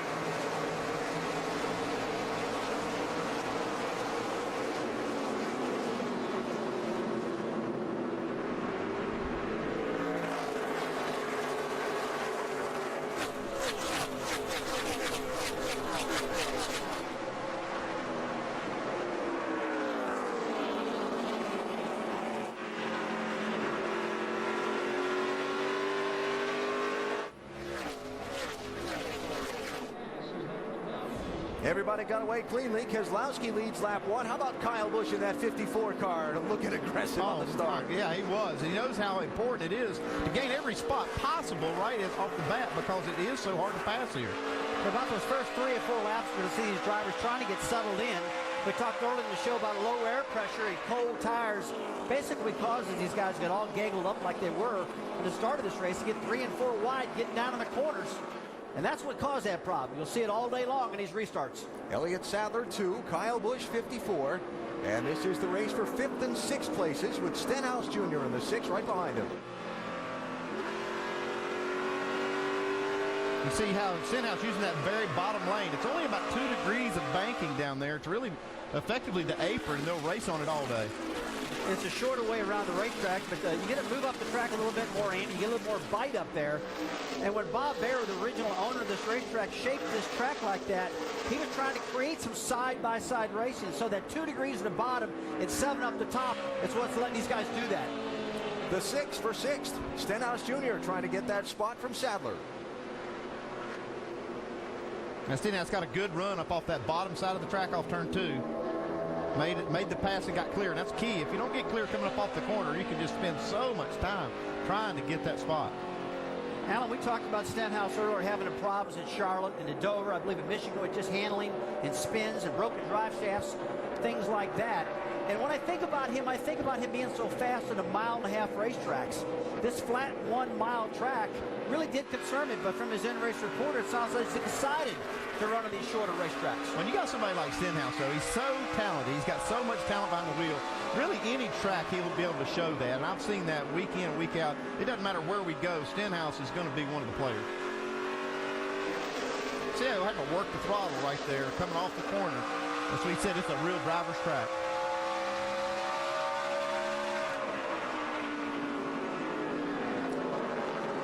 Really long straightaways and very flat corners. You're in the corner a lot here at New Hampshire. And you've really got to have this car hooked up off the corner to make those passes. You've got to be able to pick up the throttle early and have the back of the car committed to you so you can pull up underneath them, Andy, and make these passes. Tough racetrack to get handling on. Kyle Busch heading that race for 5th. We check ahead the race for 3rd. Sam Hornish Jr. just ahead of Casey Kane there. Mentioned on the start how the field kind of got jammed up at the green flag. Just want to go back and look and make sure nobody got any caved in grills or bent fenders or anything like that. Well, you can see the accordion effect. Just stack everybody up. It looked like Keselowski brought him down pretty slow. Let's take a look at Ryan Truex in an 18 car here. There's a few of them that made contact. Danica and even back into Danica. Ryan took off, got on the brakes because the guys in front of him didn't get going. And you're right, Andy. It creates a big-time accordion effect. And you think it's tough right now, wait till like 10 laps to go in the race. But everybody's ready to go. That's when they're all pumped up and trying to get it done. No brake identification tags on his car. So Kyle may be looking to change the brake bias on his car from front to rear or the other way around, and maybe it's not marked. Well, you do want to mark that for the driver, but one thing I've always done, I built every car that I ever built to make the brake adjuster work in one direction.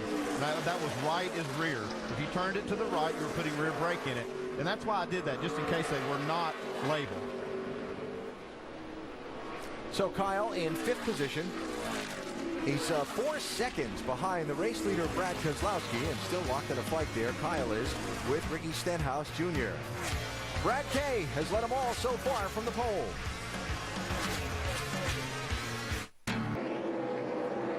Back live, New Hampshire Motor Speedway, NASCAR Nationwide Series just underway for 200 laps around this just over a mile track. Brad Keselowski started on pole in the Penske 22 and has led them all. Spent a little bit of time watching Kyle Busch in a tight fight for 5th place just before the break. Well, during the commercial break, Kyle pulled down to the inside, and about 4 cars have gone by him in 2 separate groups, and the 54 has slid back to 9th position. Yeah, it seems to be fine right now, but for a couple of straightaways, he would come off the corner, and it would just, looks like he's doing it again, just lay down. Shannon, what's going on with the 54? Well, guys, Kyle came on the radio. He said 2 words, fuel pressure. The guys are on the wall right now. We're just waiting to see what's going to happen with that 54, but it sounds like a fuel pressure issue. That's one thing they've been fighting this weekend. I thought they had that fixed. They probably did, too. Well, Andy, a lot of these teams run cable-driven fuel pumps, and when they break, that is break, right? Yeah, that would, if it broke, it wouldn't keep running at all. So I don't know what kind of issue they're fighting. Of course, Kyle, winner of this race the last 3 straight years, had high hopes that this might be the place where he would get the breakthrough win driving his own equipment. But right now, out there under green, there's not a whole lot he can do behind the wheel. No, and it's just really troublesome because they've had this issue already this week. I don't know what you'd think they would have gotten to the bottom of it. All right, that's one thing I'd be interested in. Some of these cars run fuel pressure regulators up by the carburetors. Maybe they can make a pit stop and mess with that a little bit. But like we said earlier, some of them run cables, so obviously that's not broken. So the only thing you'd possibly do, Andy, is open hood on a pit stop and monkey with something, I would think. Yeah, it's got to start somewhere and see if they can figure it out. Sam Hornish Jr., 12. Ricky Stenhouse Jr. in the 6. I'd say the battle of the juniors, except in NASCAR. That name means something else. Yeah. 4th place here. See that banking angle there? It's pretty easy to see how much flatter it is in that very bottom lane. And a lot of times you'll drive right in on the bottom and then go up to the 2nd lane like he's doing right there. A little more bank right there. And as you exit the corner, you go back down to the bottom on that flat part. It's by far the flattest track that we race on. 2 degrees at the bottom, 7 degrees at the highest point. Indianapolis is the next lowest bank track we have at 9 degrees. So this is very, very flat racetrack. Good view there from our Dodge onboard of Hornish Jr. trying to pick his way through some of the lap traffic.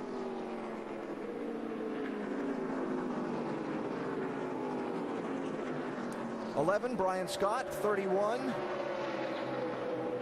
is Justin Allgaier. 54, Kyle Busch continuing to slide back. And there's Jamie McMurray in this 30 for Turner Motorsports here this weekend. I'll tell you what, the tough thing for Kyle, he pulls down again there. There it is.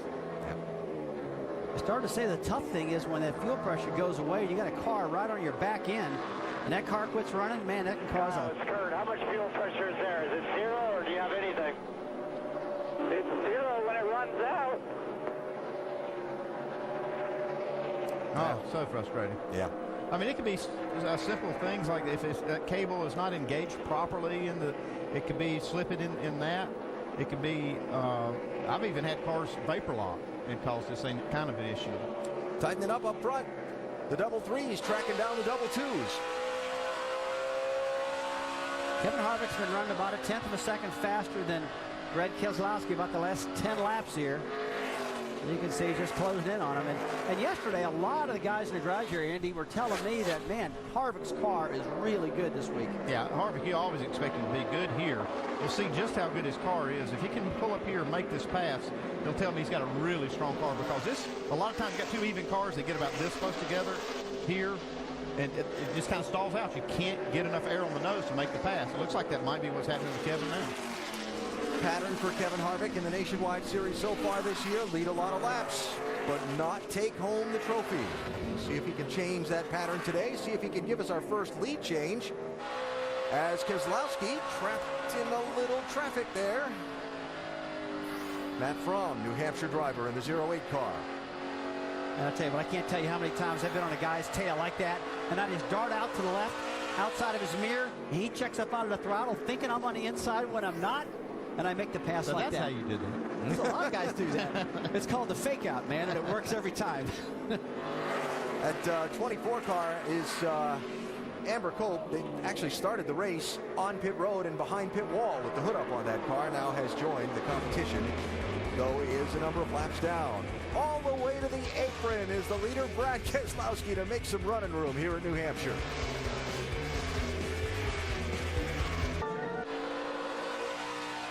The Open Championship begins Thursday on ESPN. Which one of golf's greats will have the honor of hoisting the Claret Jug? First round of the Open Championship at Royal Lytham in St. Anne's, Thursday at 5 a.m. on ESPN, ESPN3, and live on Watch ESPN. Rusty, I know you're a golfer. Ever been over to Scotland or England to do some golf? I never have, but I'd love to be invited one time. I'd love to go over there. And like I say, I'm not a great golfer. I'm about an 18 handicapper, but it keeps me having fun. Those golf courses look too tough for me. Had the pleasure of going over to Ireland on a golfing trip several years ago with my friend Benny Parsons. And boy, what an experience to go play some of those golf courses. Look forward to the Open Championship. Look forward to seeing how today's NASCAR Nationwide Series race turns out. Kevin Harvick, 33, second car there in the picture, had chased down your leader, Brad Keselowski, and then caught a lap car at just the wrong spot. Had to jump out of the gas coming up off of turn number 2, and Brad squirted back out to that gap you see right now. Updates from pit road, 30 laps into the run. Dave? And Ellen, remember what Brad Keselowski told us in Countdown. What they've really worked on with the 22 car is the long run, getting faster. So as soon as he got pressure from Harvick, boy, he kicked it in, and his car is good toward the second half of this first run. One thing to note, it's a little free going into the corner, and that is where Harvick initially made up all his time on Keselowski. Vince? Well, it's interesting on that 33 car how the tire pressures have affected Harvick's car. At the beginning of the run, he said it was plowing. Then the pressures came up. He said it was perfect. But on lap 31, he said it's starting to get a little bit too tight. They're going to free him up at the first pit stop, Alan.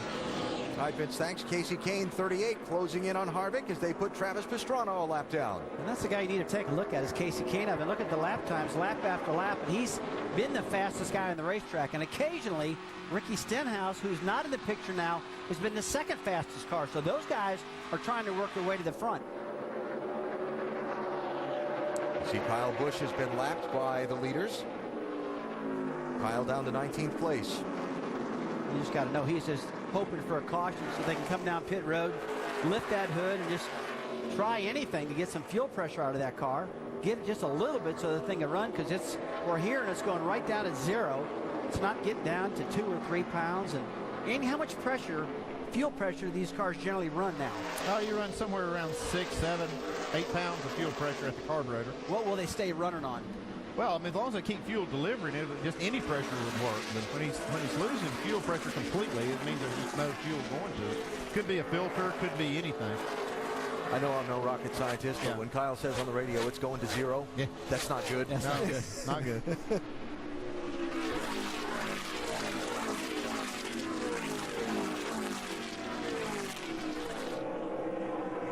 Elliott Sadler 2, Ryan Truex in the 18. This is for 8th and 9th spots. Remember that Sadler, one of the drivers in the hunt for the $100,000 Nationwide Insurance Dash for Cash bonus today, and also, by the way, championship leader in the Nationwide Series starting the day. And Ryan Truex, young man looking for a chance to race and race a lot more, just needing to continue to build that sponsorship portfolio and interest from sponsors in him. And boy, didn't we all feel for him at Dover at the beginning of the month of June when he led that race until 6 to go and then lost out. Such a heartbreaker for him to lose that race. He ran good enough to win and figures out now that he can win. And he's wanting to be in the series full time. I'm glad to hear him say that. Talked with Ryan earlier this weekend and asked him how long it took for him to get over losing out on that Dover win. Here's what he said. Every time I look back at Dover, I just think, what could I have done different? And I've only seen the replay probably twice. It really drives me crazy to watch it, but it was just, perfect storm. Just caught guys at the wrong spot at the track, and they were racing each other. So you can't dwell on the past too much. Obviously, it's still in my mind, and I think about it, but it makes me more hungry to go and win a race this year. I won't be over it till I win one. The thought from Ryan Truex on losing out on that Dover race. Caution out, debris on the racetrack has brought the pace car in front of the field for the first time, and now the first chance for those pit crews to go to work and maybe tune up on those race cars. There it is. These pit crew members are so important here, having a fast stop and getting their driver positioned up front, whether it's 4 tires, 2 tires, or whatever. But I'm going to be watching Kyle Busch's car right now to see what they can do to get that thing running again. Get some fuel pressure. Looks like he's a lap down right now.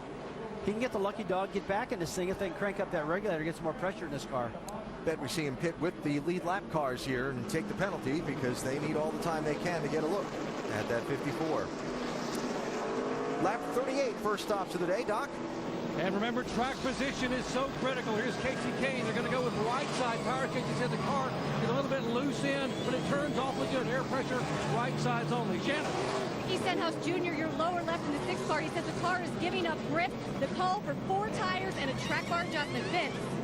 Harvick upper right-hand portion of the screen. They made a chassis adjustment, also air pressure adjustment. A little too tight.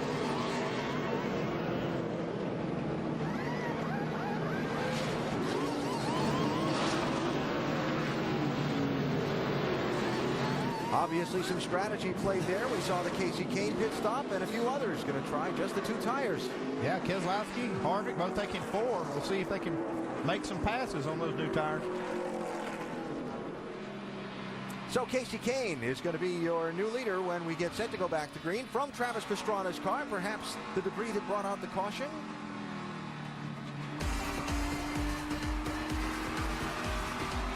Or Travis going for a ride up out of the groove.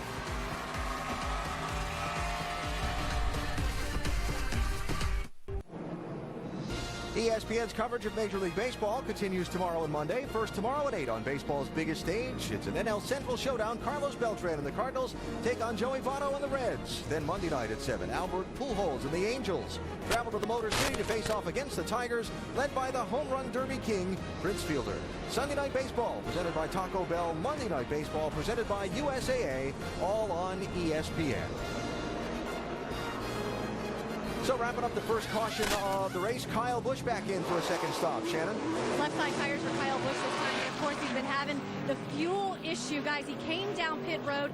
They changed the carburetor. They also changed the fuel filter. But this is one area where Rick Wrenn and the team feel like they could have used some improvement. They had some issues last week at Daytona. They said they needed to get more effective on pit road. So before the stop, they were telling each and every crew guy what their job was and how to get out there and execute it as quickly as possible. But of course, Kyle Busch, if he's going to get it 4 in a row, it looks like it's going to be a tough one. Alan?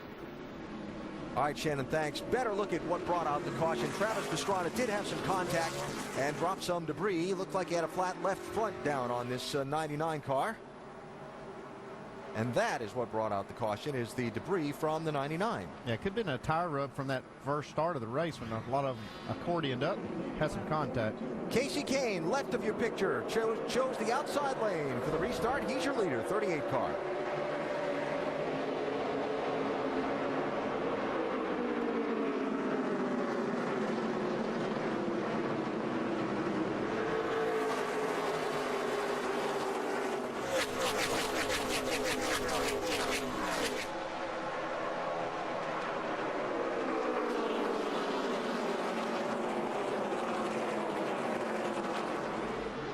Look out, little bottleneck there.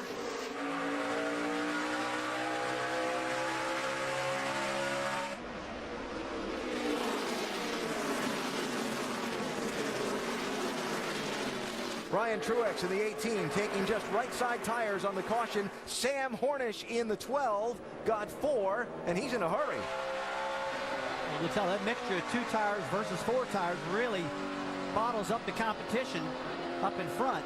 But up in front, Casey Kane, tell you what, Kane was one of the fastest cars right before that caution happened. And now with him 2 tires, with the clean air up front, you can tell it's just let him set sail right now. You're going to see that there's 2 tires. Whoop. 7 and 8. Sorry, yeah. Little contact there. You'll see that 2 tires in clean air are worth more than 4 tires and trying to work your way up through the pack. You see, Keselowski had by far the best car, and he's still trying to fight his way back up, even though he does have 2 left side tires that are fresher than the rest. Tell you what, that's a good point, Andy, because whenever you can put 2 tires on and get the car up front in that clean air, like you said, that clean air is everything. It puts more downforce on the front of the car, lets the brakes run cooler, makes the driver run cooler. Everything's just better up front, you know. Yeah, even Harvick right there in the 33, trying to gain a few of those spots back. He got 4 tires. I hear people all the time saying, man, he had 4 tires. Why isn't he quicker than the guys who got 2 tires? It's that track position thing. Kyle Busch has taken the 54 behind the wall. Yeah, that carburetor was not the problem. That's what I say, Rusty. You don't know. That's what's so frustrating about a problem like that. You don't know where to. You just got to start somewhere and start eliminating things. And they had this problem in practice, they were telling us. They kept changing everything in the world. They got qualified with no problem. And Kyle said in his interview he's hoping that problem wasn't going to pop up again, but it has. Shoving around back there in the pack as Danica Patrick in the 7 and Jason Bowles in the 81 and Cole Witt in the 88 have been knocking fenders around for a couple of laps here. Like Danica will win that battle, at least for now. Quick strategy recap. Mike Wallace got the free pass on the last caution, back onto the lead lap. Right side tires only for Kane, Dillon, Sadler, Truex, and Allgaier. Update on the 7 car, Dave. The bad news early run was that she had a brake vibration that she somewhat cured by dragging the brake and putting more heat into the rotors. The good news is that the car is doing kind of what you'd expect it to do. It started the run loose. By the end of the race, or by the end of the run, it was hard to turn in the middle of the corner. So they made a slight air pressure adjustment, but really, that's what Tony Jr. would have expected the car to do. I tell you what, that brake problem, Dave, you talked about, there's a lot of drivers that experience that. You get on the brake pedal and the brake just shakes. Your foot will actually just jump up and down off the floor. You would think that's crazy, but it does happen with these really massive brakes. Sometimes there's too much heat. Sometimes there's not enough heat. For whatever reason, it does make it happen, Andy, and it drives the driver crazy. Especially on a track like this, a long track. You do use a lot of brake. You carry the brake pedal down in the corner for a long way, and then you got a long straightaway to cool the brakes. And sometimes they'll cool unevenly, and it makes that rotor warp a little bit. And sometimes it can get better during the race, and other times you just have to live with it. Change for fourth, Keselowski 22, by Hornish in the 12. Remember, Brad was first off pit road, having changed 4 tires, and Brad led the opening 38 laps of the race. Restarted 5th. Hornish got by him. Now Brad reestablishing as the leader of the 4-tire group, I guess we'll call it. But he's back in 4th place. Yeah, he's 2.5 seconds behind Casey Kane.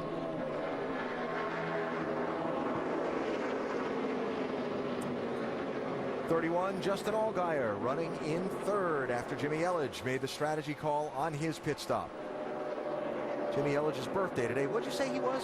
I thought it was a little older. He's actually only 42, Al. Earlier you called him 50-something. I wanted to make sure we documented that publicly for when he watches the tape of the race. Casey Kane out in front here in New Hampshire. You know, quarter distance into today's F W Webb 200 in New Hampshire. Big stories in the race so far. Kyle Busch and the mechanical difficulties that have left him struggling. Now, some kind of fuel delivery problem. They changed the carburetor. That didn't work. So he's back in the garage area trying to fix it. Travis Pastrana just trying to figure this stock car racing thing out on the NASCAR side of it, and he's got his hands full today at New Hampshire. Yeah, it's going to take a while to figure this out. It's a whole different style of racing for Travis. You saw he got in the corner real deep there, lost the back end, slid up into a car. Now he's got a left front flat. And the Nationwide Insurance Dash for Cash, highest finishing of the 4 qualifiers from Daytona, gets $100,000 today, even if he doesn't win the race. Austin Dillon, the highest runner of those drivers now. Remember, Dillon's interim crew chief this week made the call for just right side tires on the only pit stop in the race so far. Interim crew chief because his regular crew chief was suspended by NASCAR for 2 races. Up to speed with Nationwide Insurance. Check in on the Dash for Cash drivers and their progress so far. Vince Welch. Well, and they're happy with that 3-car. In fact, running faster laps than the leader, Brad Keselowski. Dillon says that it rolls the center good, but he feels like it needs a little bit more side bite. Gil Martin, who you mentioned subbing as crew chief this week, suggested that he let it roll through the middle just a tick longer. We'll see if that helps. Shannon? Ricky Stenhouse Jr. started the race 3rd. He's currently in the 6th position. The changes on that last pit stop didn't help that 6th car very much. But as far as the championship is concerned, they are currently, or came into this race 18 points out. They were 23rd behind, 23 points behind last year at this time. And Mike Kelly said if anyone thinks that Ricky Stenhouse Jr. cannot win this championship, they're kidding themselves. Doc? And Michael Annett now moving in the top 10 for the first time today, moved from 11th to 9th that last lap, and coming off back-to-back top 5 finishes. A moment ago, Michael said the car very, very tight throughout the corner. He made a major adjustment, 4 tires, track bar, wedge, air pressure. He said it may have gone a little too much on the air pressure. Still pretty tight. Now behind him, folks, our points leader may be in trouble. Elliott Sadler said the car was way too tight under throttle. That was prior to the pit stop. They came in, had 2 right side tires, put a rounded wedge out, pulled it out, and pulled a spring rubber out. And Elliott said, guys, we've made a big mistake, a huge mistake. We are way, way worse than we were, and he is dropping seriously. He's lost 4 spots in the last lap and a half. Alex? Yeah, Doc, outside the top 10 and has had a little bit of a skirmish on the racetrack with one of the slower cars. Watch Sadler in the 2 and Amber Cope in the 24.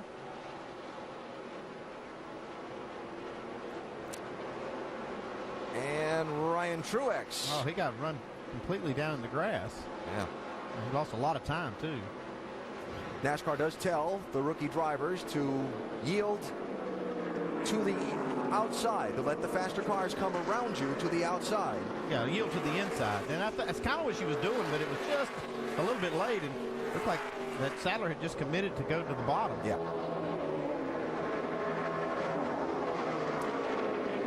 to put a button, if you will, on the Kyle Busch story for the moment. Shannon?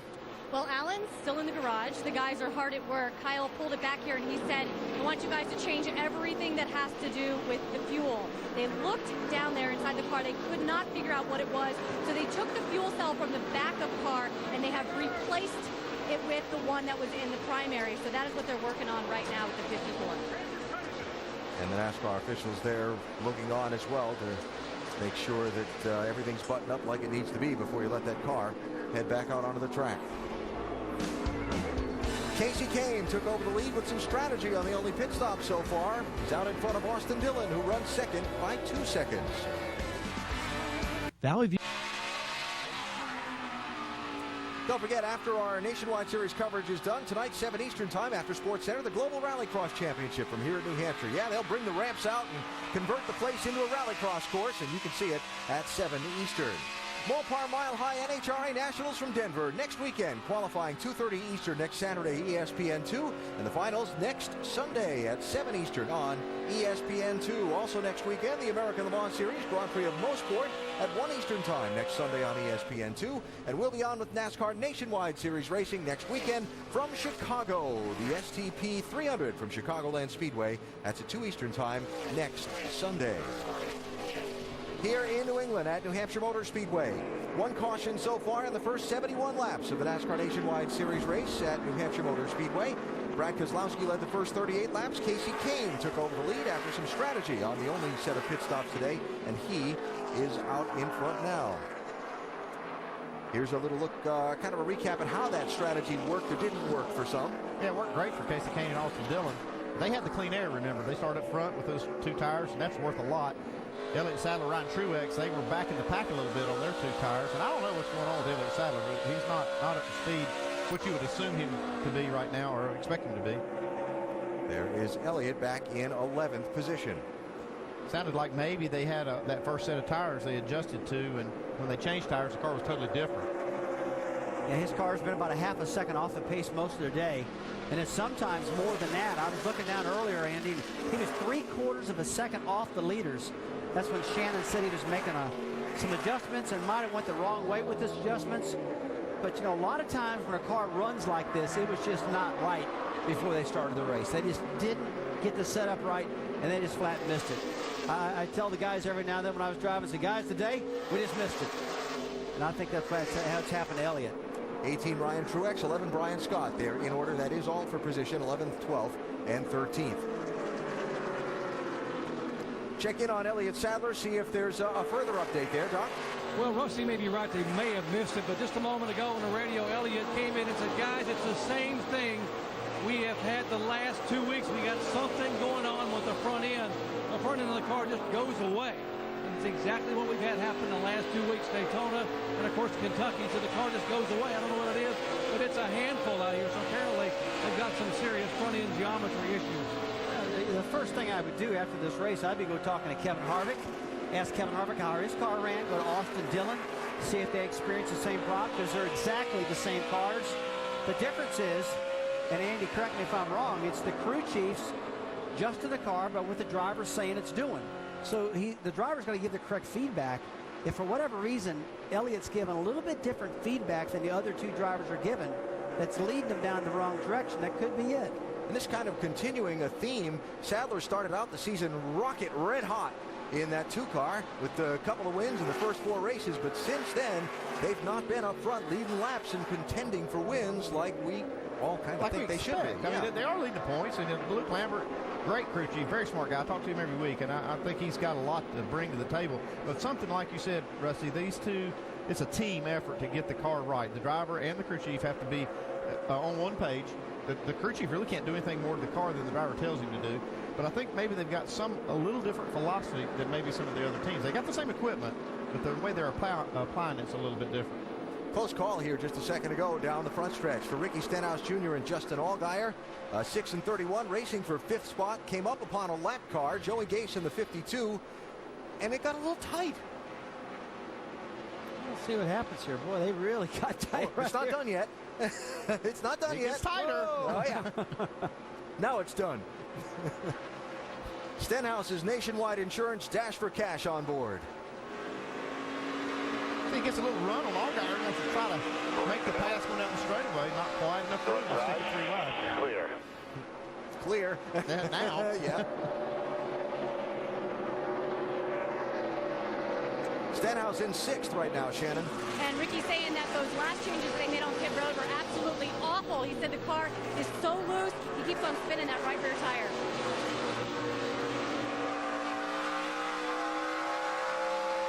All right, Shannon, so. Yeah, I've seen that car spinning the tires off the corner quite a bit. You know, you saw Stenhouse get real close to Ricky Case right there, and Justin Allgaier. And at that same point, Alan, you mentioned Nationwide Insurance, and it made me think about something. I get more race fans that come up to me and say, hey, Rusty, how much does it cost for insurance on these race cars? Yeah. And I say, look, there is no insurance on these race cars. And they go, wait a minute, not like a street car? I go, no, you can't get insurance on these things. And if you do, it's so sky high you can't afford it. Hey, I just want to throw this at you. You're watching. We've only had the one caution so far. We're almost halfway through the race. And you said, yeah, whoop, wow, Travis Pastrana. That was a hard lick right there.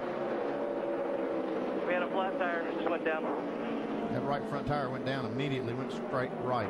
That's a lick. Yeah, I'll say it was.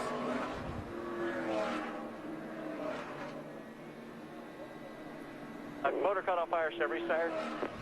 Oh, just leave it. Don't fire it up. Oh, boy. Yeah, that's a big hit right there.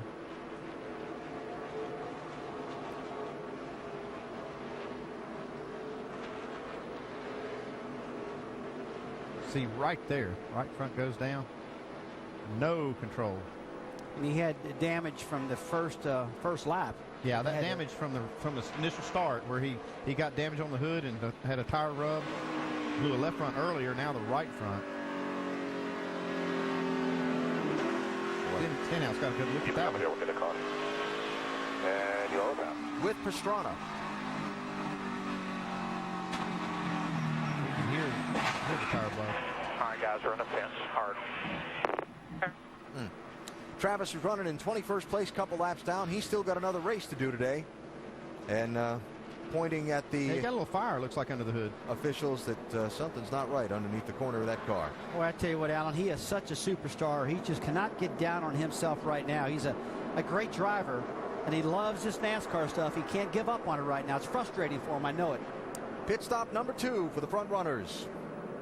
82 laps in. Doc? And Casey Kane said the car's a little bit loose in the right rear, but it turns very, very well. They're going to go down one round on the track car, and on this pit stop, put all 4 fresh tires and top it off with Sunoco fuel. Vince. The 3 of Kevin Harvick. They say they're going to save that 2-tire stop for the end. Car's pretty good. 4 tires, Sunoco fuel, a little bit of wedge out. Now the 3 car of Austin Dillon says it's just awful off of turn 2, way too tight, needs some side bite. 4 tires and down on the track bar 1 round. Third place, Brad Keselowski, already off pit road, just a 2-tire change, and his loose-in race car improved when the cloud cover came over. And they made a little air pressure adjustment. Alice. All right, a little strategy there as the 22 who lost the lead due to other people taking rights only gets the lead back by employing that strategy himself this time. Second caution out for Travis Pastrana with a hard crash in turn number 3. This is going to leave a mark. Thankfully, Travis is out of the car and okay.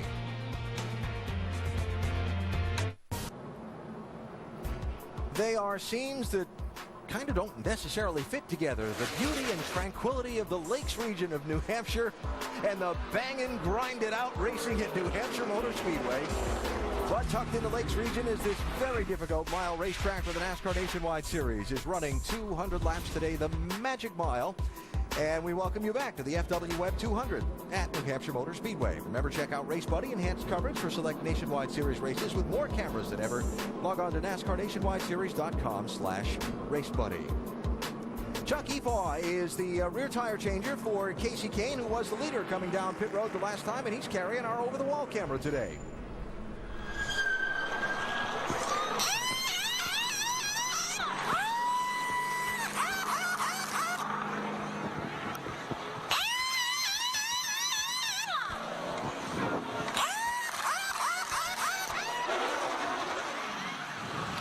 Excellent work on a 90-degree day here in New England. Casey Kane didn't lose any spots on pit road with that pit work other than people who just changed 2 tires. Kane will restart third after the cleanup is complete. Time for a break. We'll be back for the restart. Sorry, you doubled up for the restart, just shy of halfway today in the NASCAR Nationwide Series 200-lapper. Jeremy Clements, free pass on the caution. Back on the lead lap, he is in 17th position. Look at the restart order for you. Brad Keselowski led the first 38 laps of the race, gave it up on the first pit stop by taking 4 tires when Casey Kane only got 2. Casey led the next stretch of the race, took 4 tires on this yellow. Keselowski took 2. Now they've exchanged spots. Green flag, green flag. Still in.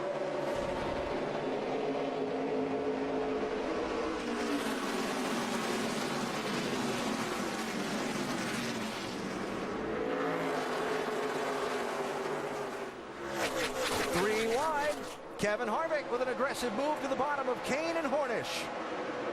Well, Harvick has really used that apron to make that car turn.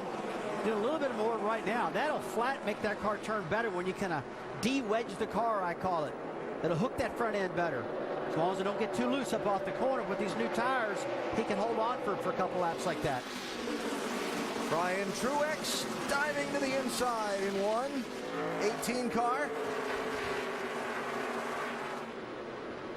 You'll see the leaders overtaking Jeremy Clements. They got the free pass, but they pitted twice under the yellow and took fuel, and you're only allowed to do that once when you get the free pass, and so they had to come back down pit road for a penalty and basically gave it back up. Yeah, costly mistake for Jeremy Clements. All right, so Brad Keselowski has established the lead over Cole Witt and Sam Hornish taking third there from Austin Dillon. Caution brought out a minute ago for a hard crash from Travis Pastrana, Shannon. And Travis Pastrana released from the infield care center. He's all right, Alan. I know how disappointing this is for you. Can you sum up your day? Yeah, well, our day actually ended before the green flag. We had a really good car, had something that I really thought we could work with. Guys at RAB, Samsung, Boost Mobile, KMC. Really, we put a lot of work into coming out here. Went and balled up on that start. I guess the green hadn't even gone yet, but everybody took off, and I was shifting up through the gears, and all of a sudden it just stopped, and it caved in the front of our car, and before I even hit the green flag in the first lap. And we were just super tight after that, and just the front right tire just couldn't take it, and eventually just gave out. So sorry, guys, really disappointed for everybody. We really never even got to run a lap here, but I think we made a lot of strides, and I won't make that mistake again. I won't go so green. Travis, racing is so mental. Racing is so mental, and you have another race tonight with the Global Rallycross. How do you get now in the mode to get in that car and race that car? Well, I guess it's kind of a good thing because I get directly out of this and just go back and really work with the rally team and get focused on that. So it gives me a little more time there. But honestly, this is where I want to be, and I'm just disappointed I didn't give the team a shot to see what all the work we've done the last couple weeks has done. But really looking forward to rally. We qualified third there. Got a good car, so hopefully I'll put that on top of the box. See you a little later, Travis. Guys. Shannon, thanks. Fenders bending, little smoke flying here. 3 wide, Stenhouse to the inside, 6. Sadler in the 2 gives way. Allgaier 31, Truex 18. They're all in the mix.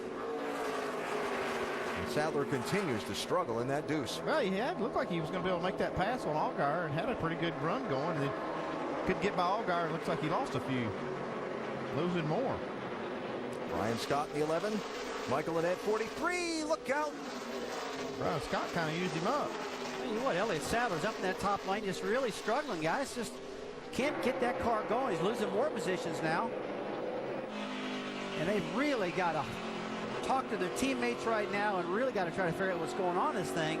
If they're going to get back in the game, they got 105 laps left in this race. They can fix it. There's plenty of time. They've got to figure out what's wrong first. Ryan Truex 18. Stenhouse in the 6. Allgaier 31. There it is for 8th place. Just file that away in the back of your mind if we see the 2 and the 11 around each other again later. That can be how things work here at New Hampshire. Yeah, it looked like Brian Scott ran in there and ran him completely out of the groove all the way up in the marbles. Well, there you go. Yeah. But that's kind of a classic case when you sail in the corner and you're side by side. You lose that downforce, even on a short track. Brian Scott got loose and kind of went up and Elliott a little bit. Yeah, and then Elliott lost a little side force. Yeah. From the contact. All right, Sadler back to 15th place. So Brad Keselowski, after regaining his track position, the track position he lost on the first pit stop due to strategy, that he regained on the second pit stop due to strategy, and he's gone. Yeah, he's really gone right now. And I think one thing that's making him run faster yet, Dave Burns told us to sit down there on the pit road. It's really cooling down outside, maybe about 10 degrees. And boy, I tell you what, generally when that happens, if you got a loose race car, that'll help it. That'll tighten the car up a lot and just make it handle better. And Dave, it looks like the temperature is almost fixing Brad's car. I would say it's comfortable now, Rusty, so that's great down here. And so they made a very minor adjustment because the weather has helped, and the sun is still behind the clouds. No sign of it at this point. As for Keselowski this weekend, he hasn't been fast every lap. He had some trouble with his rhythm around this place, and that's because at a flat track like this, going from his Cup car to his Nationwide car, it's a little bit of a different story. You're after the gas so long at this racetrack that it took him a while to figure where he was and how he could really drive this track with rhythm. But he got it, and he got the pole, and he's been leading most of the day. So Dave will watch for signs of the sun coming back out, but no sign of that right now, as it seems to be helping Keselowski extend his lead. Second place, Hornish in the 12, having a very impressive drive. Very impressive drive out of Sam Hornish. We talked in NASCAR Countdown about, you know, what we think of Sam Hornish, what kind of gains he's made this year. And I was a little bit disappointed. I thought he would do better. But it looks now, I mean, as we approach the second half of the year, it looks like he's getting more and more comfortable. And right now he's running in second place right behind his teammate, who's leading the race, Brad Keselowski. I really think that the Penske camp also is feeling better and better about Sam. It's well documented that last week they put him in A.J. Allmendinger's car. And now they've put him in that 22 A.J. Allmendinger car again this week. So a lot of confidence for Hornish. Pretty good little race here for third place on back. Remember that Austin Dillon is the leader of the Nationwide Insurance Dash for Cash Group so far, and in position in that 3 car to win the $100,000, but still got half the race to go here at New Hampshire. Now he's won the pole for this race now for 3 straight years, but in the past 2 he started first and didn't finish there. Brad Keselowski trying to hold on to that #1 track position and see if he can take home the trophy today. The Open Championship begins Thursday on ESPN. Which one of golf's greats will have the honor of hoisting the claret jug? First round of the Open Championship, Royal Lytham and St. Anne's, Thursday at 5 a.m. on ESPN, ESPN3, and also live on Watch ESPN. We are 106 laps into the race here at New Hampshire Motor Speedway. Brad Keselowski is out front. So far, we've seen 2 cautions for 12 laps. And Brad, that is a far cry from the race here 1 year ago. 9 cautions in that one. Yep, but only 1 in the first 94 laps, Nicole. So I think there's more to come as we get further into the race. A sign of things to come. Well, I've really been surprised at Sam Hornish Jr. We heard the guys up top talking about how well he's running. He is doing a great job. Brad Keselowski obviously has a tremendous lead, but Sam is holding tough. And as this race tightens up and gets a little bit closer towards the end of the day, he may have a good opportunity to chase his teammate to victory lane. Yeah, so right now it's Penske 1-2. The guy running third is Austin Dillon. We've talked a lot about him the last couple of years, a couple of races. Sure. Compared to the guy he's competing with in the championship, Elliott Sadler, they're kind of far apart right now. Boy, I tell you, and not Elliott's just really, on the track. Yeah, Elliott's really struggling. Just can't seem to get the rhythm, and he's struggling with his race car. Austin Dillon and crew chief Gil Martin, they haven't missed a beat. Strong again this week. Bill's week in and week out gets better and better. But Elliott's got to build some adjustment to that race car before we get to the end of the day. AB, let's head back upstairs to you. Looking like that sun might be coming out from behind the clouds as well, Nicole. So we'll see how that might affect that lead car of Brad Keselowski and all the others Dave was reporting a minute ago. When it got cooler, it seemed to help what was ailing our race leader. Stories of the race so far, just a couple of caution flags. The lead has changed hands basically by strategy on pit road. And when somebody has gotten out in front, they have been able to take a lot of advantage of it. Well, Keselowski's had the best car pretty much from the start. He only lost the lead under that strategy play when the other cars took 2. Did I mention, Joey, how much I love clean air? And you like going fast. Yes, we get it. Clean air and fast. 10-4. Well, he's just trying to make sure that they realize what that's worth. That's probably worth more than putting any amount of tires on. So let me ask you this, Andy. We saw the 22 there take 4 tires first yellow, lap 38. 2 tires second yellow, lap 82. We're about in the window now where they're going to make one last pit stop. What do you do? Yeah, he's kind of worked himself in the box a little bit because he's going to have more laps on his left sides if he decides to go right side only on this next stop. Now, the guys that took 4, that's what they were setting themselves up for, that they could just come in under that last stop and get 2 and get out there and get track position. I think Keselowski, if they looked at their left side tires and they look okay, I think he'll do 2 tires again. Now, Kevin Harvick from behind the wheel of his car, kind of on the opposite strategy of Keselowski tire-wise, and he's following along with the way this thing's playing, too. We listened to this just a little bit ago. I'm assuming the 22 and 88 are on 2 there. That's good. I mean, we needed to stay on cycle with the guys that put on 2 and had to put on 4 because I think in order to win this race, you're going to have to put on 2 on the last pit stop to keep the track position. Yeah, that 38 car, he didn't drop off 1 bit taking 2 tires. That just after that last round of pit stops 2 laps ago. Yeah, what he's saying is they got 4 into that first pit stop, and so they decided to go 4 again so they could stay on the strategy with Austin Dillon and Casey Kane, who did just do 2 the first time and 4 the next time. And that way they can just take 2 on that last stop. Well, one thing I'm noticing is going on right now that might mess all that strategy up is that the sun just came out and it's boiling down on the racetrack here at New Hampshire right now. So the track temperature will be heating back up, and I wouldn't be surprised if it starts altering the way these cars are all handling out there right now. Austin Dillon, 3-car, working over the back bumper of Sam Hornish Jr. in the 12. And this for second place. 33, 38, Harvick, Kane, closing in. Yeah, we're going to have a good race for second spot.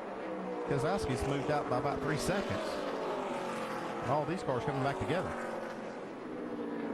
Here's the gap, first to second. Couple of dodges at the head of the field right now. 85 laps to go. Another round of pit stops. And if it unfolds like last year, who knows how many more cautions. But for now, we're under the green here at New Hampshire. Is your trouble turn number 1? Danny Eflin in the wall, caution out just as we come back to the FW Webb 200 at New Hampshire Motor Speedway. Yeah, we just got done. I tried to let them go around. I was trying to give plenty of room, but I guess they wanted to go 3 wide or something. Danny speaks of Cole Witt in the 88. And my bad, sorry. Ryan Truex in the 18, who were racing for a spot on the lead lap. You know what that looked like? It looked like Cole Witt tried to get on the brakes and just locked up the rear wheels or something, or just couldn't get slowed down quick enough. Yeah, it's just real. I don't think he did it on purpose. Wow. He was obviously racing for a spot. He was trying to keep position. I think he just got in there a little too hot. Danny had just taken a wave around to get back one of a couple of laps that he had lost earlier. That was a race for 9th position, by the way, between Cole Witt and Ryan Truex. Pit road closed, but 88 with some damage, so in early, and he'll have to start at the back end of the line. Well, we're at that window, Alan. There's 79 laps to go. Yes, sir. So what do you do? So you're going to make a pit stop, get a little gas, stay in as little as possible, get right sides, and back out. I like that right side ideal. I think it's just way too late in the race right now to chance putting 4 tires on and trying to drive all the way back up through that field. And just to pay off for one final time a story on the day, Kyle Busch has been back on the track for a little while, Rusty. He's 28 laps down in 29th place, but you think it's important that he brought that car back from the garage? Yeah, I've been paying attention to that. I mean, hate to take that car home and not know what was wrong with it. They changed everything in the world now, and it appears they fixed it, so they do have some peace of mind when they go home to know, hey, look, it was a fuel cell, or it was the carburetor, or it was this. At least they know now. All right, so Kyle out on the track and trying to figure out in the end what it was, and here come the leaders, and it's time to figure out who's got the right strategy, who comes out with the lead, and what the running order is going to shape up for the restart, and that will probably determine how things proceed for the later stages of this race. 77 laps to go. Vince? Kevin Harvick, upper left-hand portion of your screen, a little bit too loose. It's going to be a two-tire stop, air pressure and Sunoco fuel. The 3 of Austin Dillon, also a 2-tire stop for Dillon. A slight air pressure adjustment. Dave? Second place and leader, the right-hand side of your screen. They both want that track position. 2 tires for both of them. Slight adjustment for Sam Hornish. His car was just a little bit free. No changes for Brad Keselowski. It's close as the exit, Alan. Keselowski by a nose. The scoring line being not all that far in front of the number 1 pit stall that Keselowski was privileged to select by winning the pole for today's race. We happen to have a camera right on that pit exit scoring line, and check this out. But that number 1 pit stall is so valuable. You can see why right there. By a nose or a hood, but not a windshield. Come back for the restart in a minute.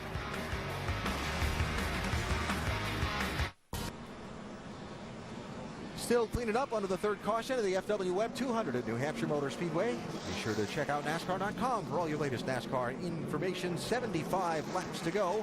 And a Penske 1-2 with Brad Keselowski leading Sam Hornish Jr. at this point. This the first of the Nationwide Insurance Dash for Cash 4-in-a-row races. Right now, the 4 drivers racing for the $100,000 bonus run in those positions. Still close. Highest finisher of those drivers gets the $100,000 today and qualifies to race for the $100,000 next week at Chicagoland. Ricky Stenhouse Jr., our in-race reporter. Rusty's 8th. Hey, Ricky, Rusty Wallace up here in the ESPN booth. You got us? 10-4, I got you. Hey, buddy, just checking on your day, man. How's that car handling out there for you right now? We've noticed the sun's been in and out. 2 tires, 4 tires, all that stuff. Is it eating all that stuff up? We are wearing out the tires. We're driving it hard, but our Cargill Beef Mustang has been decent all day.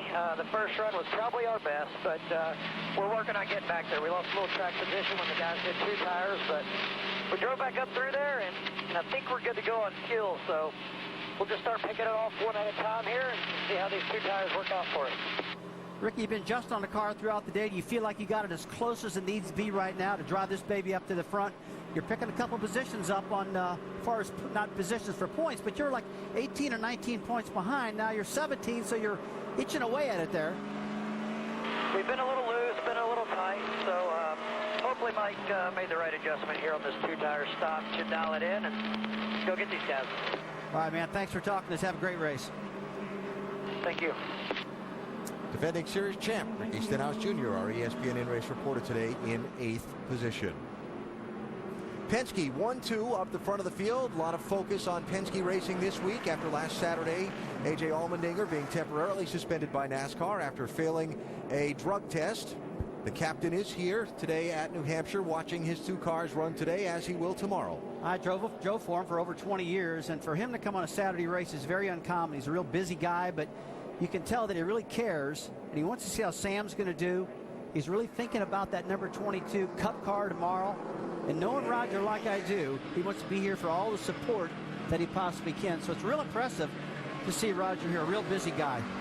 Jeremy Clements, free pass, restart, 72 laps to go.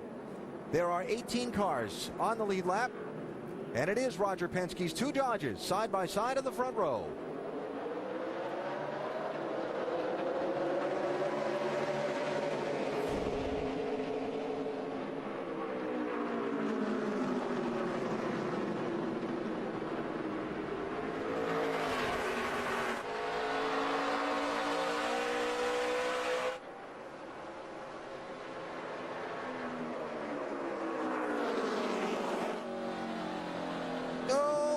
Hornish sliding up. Dillon going to make it 3 wide.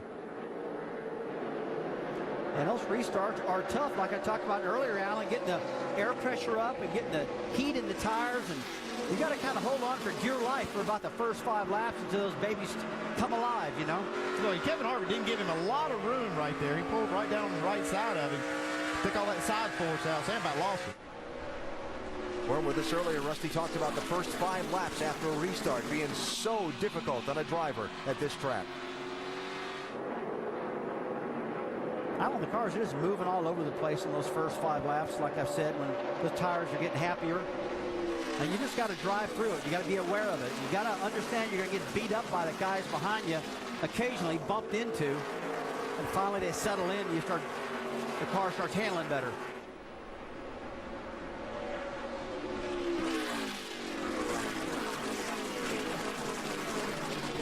Those little whoops there where the road course crosses the back straightaway of the New Hampshire Oval.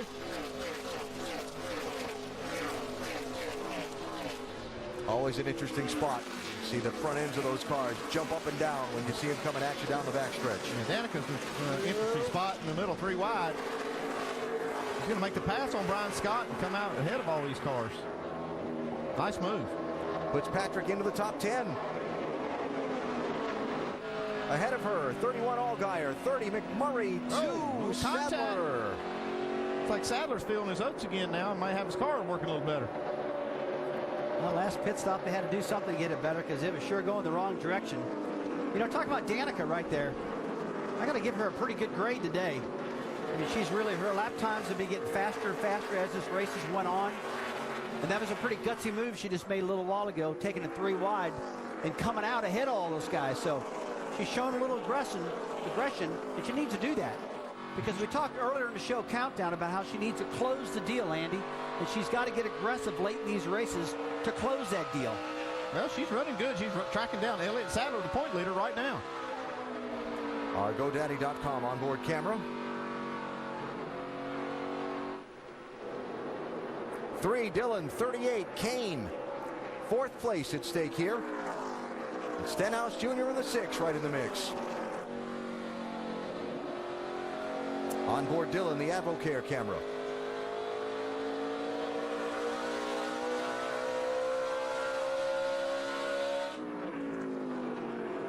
Give Austin the spot, and currently the front running of the 4 Nationwide Insurance Dash for Cash drivers.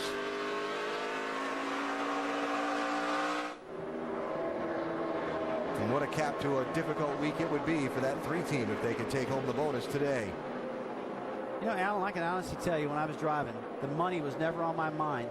If we knew we had a big money day going on, the money came in my mind about the last 20% of the race. Yep. That first 80%, I was just running and driving and trying to get that car handled. And then you get a little, you're ready, your spotter will say, hey, man, you're racing for a lot of money. Don't forget that. And by the way, it's right in your sight. Yep. That's when you put a bullseye in that guy and you go for it. But right now, they're thinking about, let's get this car handling better. Let's get the position.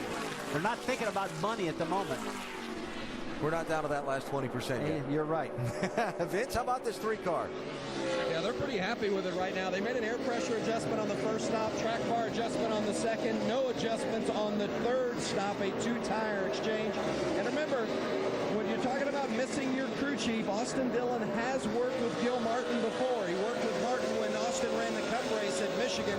Gil Martin was his crew chief. Martin has won here before in the Cup Series when Clint Boyer was his driver. So a deep staff on this RCR team, and that's really paying off for him today.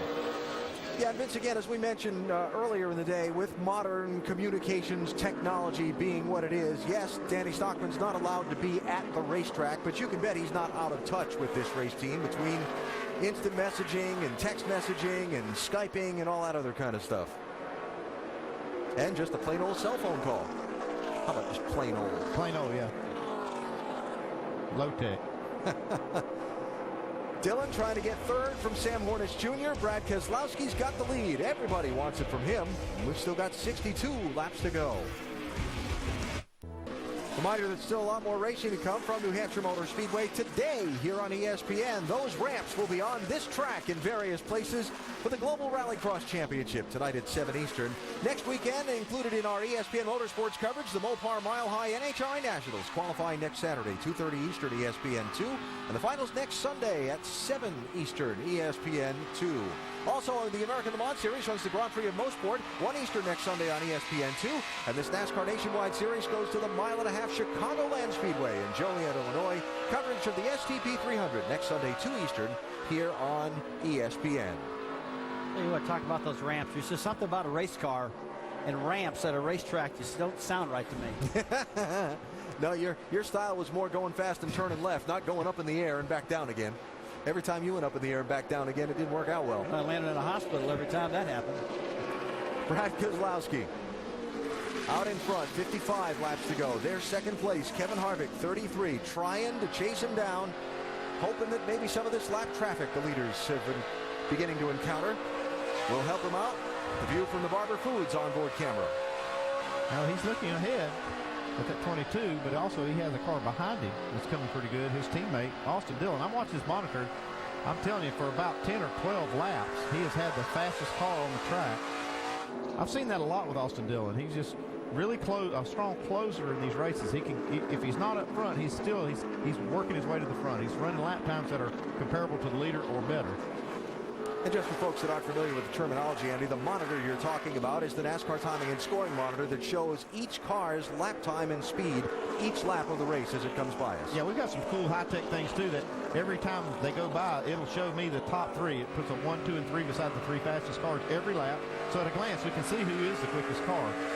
Solid day for Sam Hornish Jr., who's been particularly aggressive on restarts in my eyes and gained a good bit of track position in the first few laps after each restart. Casey Kane was the leader of this race from lap 39 to lap 81. His crew took right sides only on that lap 38 pit stop, and then got 4 tires on the lap 82 pit stop, and that sent him from the lead a little further on back. The fresh from Florida Gulf Seafood on board for Casey Kane. And he had the fastest lap last lap. You talk about our monitor up here in the booth. It's really fun to look at because, I mean, we started this race and Austin Dillon was second in the points. Or no, he was little Fred, he's only 1 point out of the lead right now. Ricky Stenhouse was 18 points out. Now he's only 15 points out. So we can watch these things constantly changing up here. It's a great piece of equipment. Ricky Stenhouse Jr., 6th car, running in 6th. We look back now to Justin Allgaier, running in 7th. Yeah, Allgaier's having a good day. It's just one of these. Justin has not had the kind of year that I would expect him to go out and have with wins and contending every week, but he's been good. He's been pretty good. But they are lacking just a little. Oh, there's Danica around. Caution is out. Wheel straight, wheel straight, wheel straight. Now you're clear, come on. Nice job, Ryan Truex, to avoid contact there when Patrick was spinning in front of him. It's a doggone good job how she saved that car.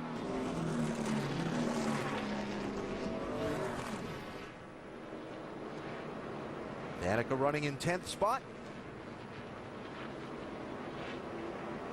Got into a lap car. Jason Bowles in the 81, the first car, 1 lap down. Half back here. Inside. That's it. Wheel straight, wheel straight, wheel straight. Now you're clear, come on. Nice job, Danica, not to hit anything too. Inside, inside.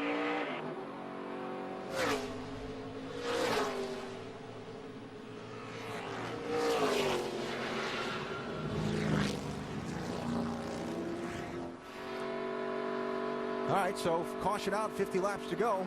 What do we see? Much of anything? I would stay out if I had enough fuel in the tank.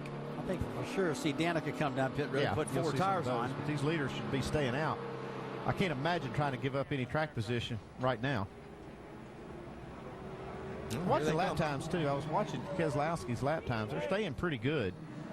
When these tires cool off, they'll restart really fast. Elliott Sadler will be the first one. And about Elliott only. Looks like Stenhouse wanted to, but stayed out. Yeah, I believe that's a good move for Elliott Sadler to come down pit road because he was losing a lot of time. They still don't have their car right, Doc. We're going to do 4 You're tires. exactly right, Rusty. The car is very, very tight in the middle and just has no rear grip whatsoever trying to get in or get off. It made it better, and actually he said it was coming to him a little bit, but now 4 more tires, air pressure change, clean the grill, and top it off with Sunoco. Dave? And Doc, a shame for Danica Patrick. She had a top 10 run going. They're going to make a chassis adjustment here. Race car was a little bit loose, but they've been encouraging her to really drive in and challenge the other cars deep into the corner. It's part of what got her in trouble there with Jason Bowles. 17 cars on the lead lap. Only 5 of them choose to pit. Elliott Sadler gave up 9th place and was the first one to break from line and come to pit road. Helped you. New Hampshire Motor Speedway, the FW Webb 200 about to go back at it with 46 laps to go. Brad Keselowski, 22 outside lane, is your leader. Kevin Harvick with him. You look at the rest of the restart order while I tell you that Jason Bowles got the free pass on that caution, was After the first all car that. lap down. And Elliott Sadler gave up 9th to pit. He'll restart 14th.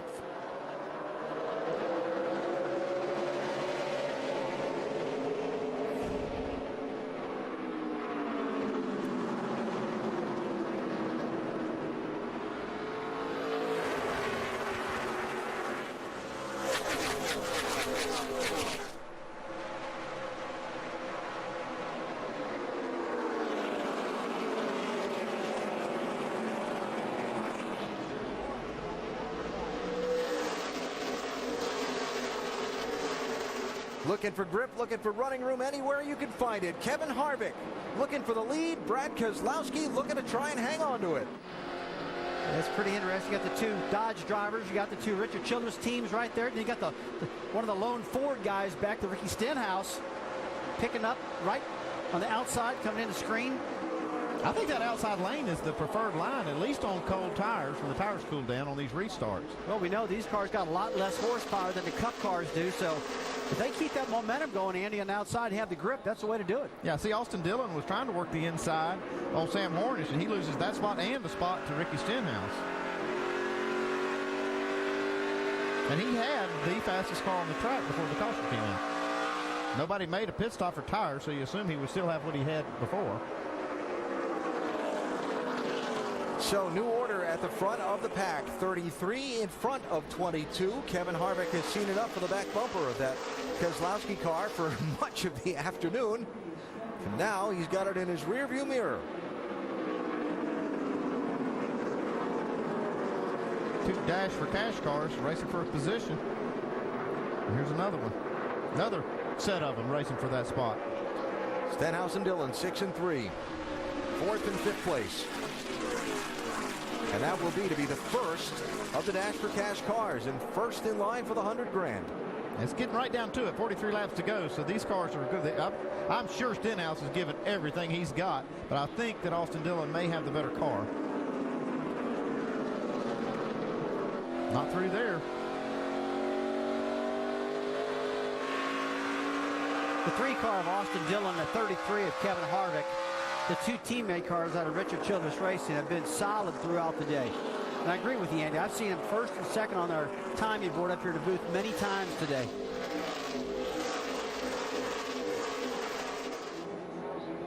One thing Austin Dillon has done a good job of this year is taking care of his car. You look at it, you don't hardly ever see a scratch on it, other than last week he got wrecked at the finish line. But he does that, and he's not, I think he gives up a little bit on restarts. He's not quite as aggressive as some of them are, because I don't think you can have both. It's hard to be aggressive and not put your car in jeopardy. So I think that's one of the strong points for Austin Dillon. It'll serve him well in the championship run. Hey, Andy, just a thought, a strategy's worked out well for you. Within a couple laps of the restart, you've gotten back everything you gave up by pitting. Remember, Elliott Sadler gave up 9th, restarted 14th. In just these few laps after the restart, he's back up to 9th. And trying to get 8th from Jamie McMurray, the Nationwide Insurance Dash for Cash on board here with Sadler. Well, we talked in the pre-race about playing the cards you're dealt. They've had a car that's not very competitive. They needed to make a pit stop to work on it. They didn't have to really gamble much to make that last pit stop. Got 4 tires, adjust on the car, and now it's paying off for them. Well, Doc, so far that last move is probably the best thing that's worked out for him all day, huh?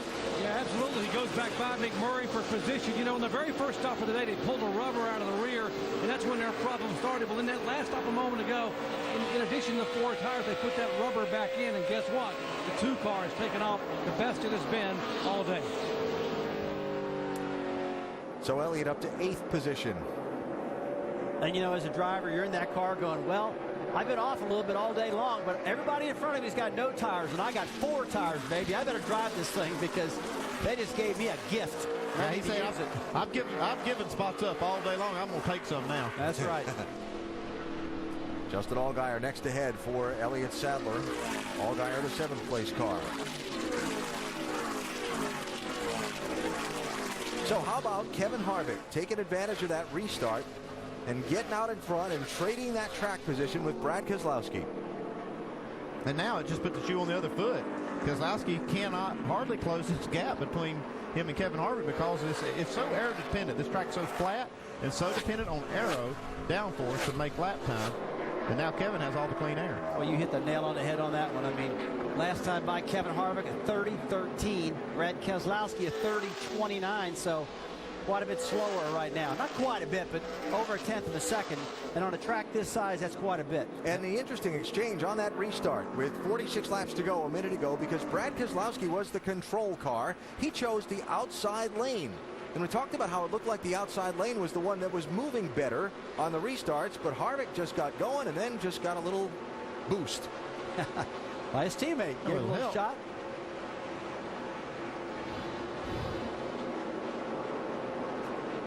Didn't get across that line ahead of the race leader to find himself in penalty land. And worked hard and made the crossover, got the pass. Or I should say, held off Keselowski's try at the crossover to go back to the inside. And now Kevin has moved out. You know, Alan, yesterday down the garage here, that 33 car was water cooler talk amongst all his competitors going, hey, 33 looks good. You go to another guy, hey, that 33 looks good. They were all talking about him. And Vince, I got to tell you what, that 33 looks good to me up here, too. It looks pretty good to crew chief Ernie Koch, too. But, you know, here's what's the scary part. You're talking about how good it is in clean air. Kevin was saying it was really good when he wasn't in clean air. He said a little loose on the throttle, but pretty good on exit. So they've been happy with their race car during this final stint. And now he gets out front with that clean air. Okay, he's used to being out front here at New Hampshire. He wants to go to victory lane for a second time. Last time Kevin Harvick went to victory lane in a NASCAR Nationwide Series race was September 2010 at Richmond. Since then, he's led the most laps in a nationwide event on 6 different occasions and not scored the win. He won't lead the most laps today, but he might take the trophy. NASCAR Nationwide Series in New Hampshire is brought to you by Sleep In. Dream better here. Book now at sleepin.com.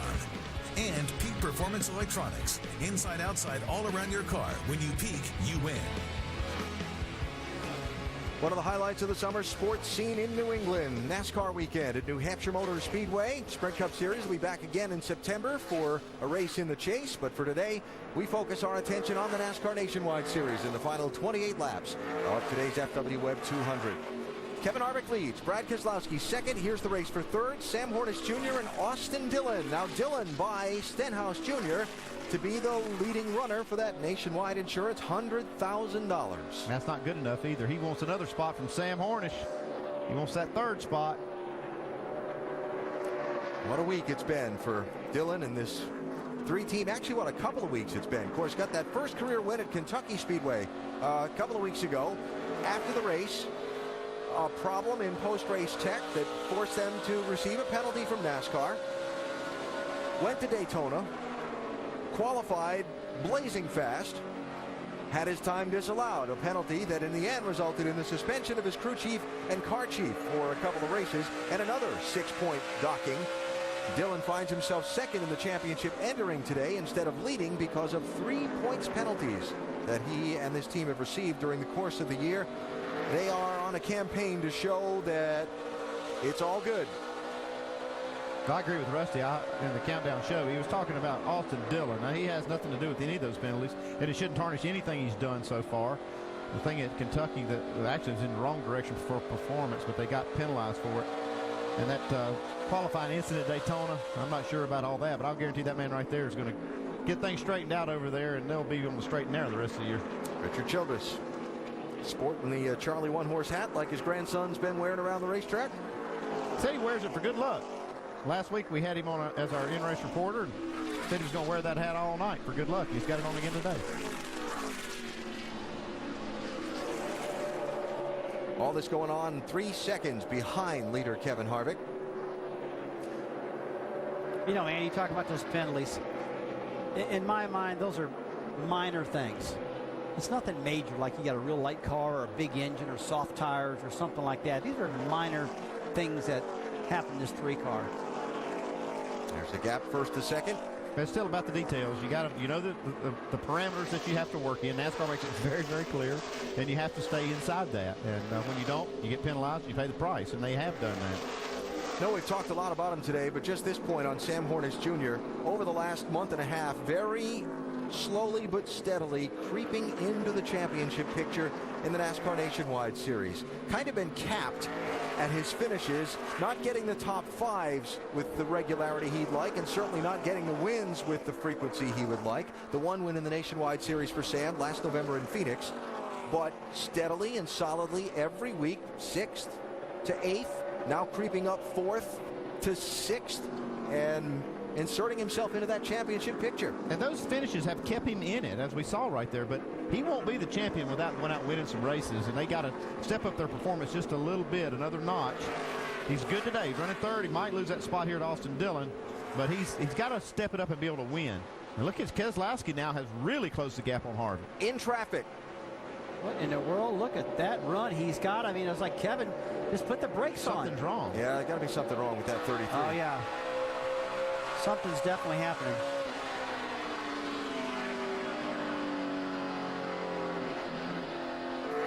Brad Keselowski was a second behind him and suddenly is in front of him with 21 laps to go.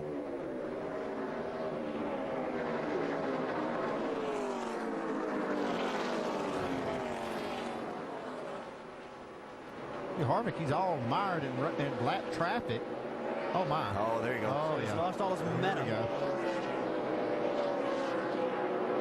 Well, look at Keselowski close on him.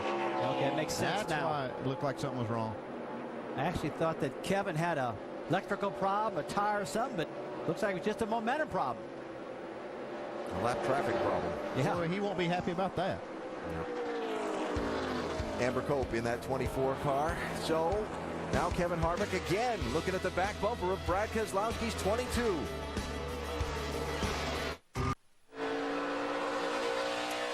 A close encounter of the lap traffic kind has changed the lead late in today's NASCAR Nationwide Series event here at New Hampshire. 16 laps to go. Kevin Harvick had a second advantage on Brad Keselowski. Now it is Keselowski out in front after Harvick got bottled up in lap traffic off turn number 2, and Keselowski has squeezed past him and out into the lead. Well, Vince, that's a turn of events in that 33 pit they sure didn't want to see.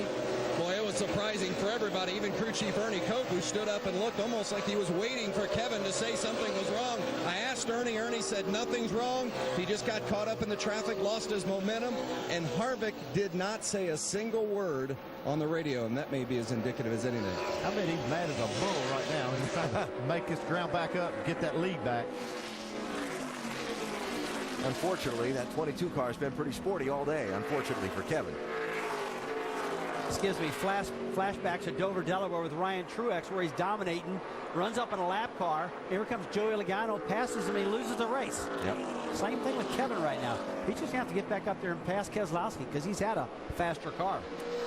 Well, they do have some lap traffic ahead of them to deal with, and maybe we'll see how both of them handle it and how the lap cars handle it as well. 22 car back out in front, Dave. Yeah, but you're right, Alan. It's kind of looking like the same in reverse order. And the ironic thing for Keselowski was that he had just asked his crew, well, how many to go, as if he was ready to turn on the afterburners. And it was just then that Harvick got into traffic, and he shot by him like a superhero. That's what it looked like. He had the momentum shift was so big, it looked like something happened to Harvick. Side-by-side lap cars momentarily in front of the leaders. You can see the flagman waving that move-over flag at all these lap cars. I say lap cars, 81 Jason Bowles is the last car on the lead lap. So he's technically a lap car now. Rusty, on this racetrack where passing can be so difficult, where you catch them and how, as far as the lap cars, can be really important. Yeah, it absolutely is. It's always the entry of turn 3. As you get bottled up on the entry of turn 3, you know, you talked about that road course come earlier, how it upsets. There's a bump back there. Yep. And for whatever reason, turn 3 have always been the toughest turn to get in. You get in loose, or you get in tight. And you don't want a problem entering turn 3. I can deal with something in turn 1, but not turn 3. There's the race for third. Hornish Jr. in the 12, Austin Dillon in the 3. Dillon running one spot ahead of Ricky Stenhouse Jr. on the racetrack in the competition for that Nationwide Insurance Dash for Cash $100,000 bonus.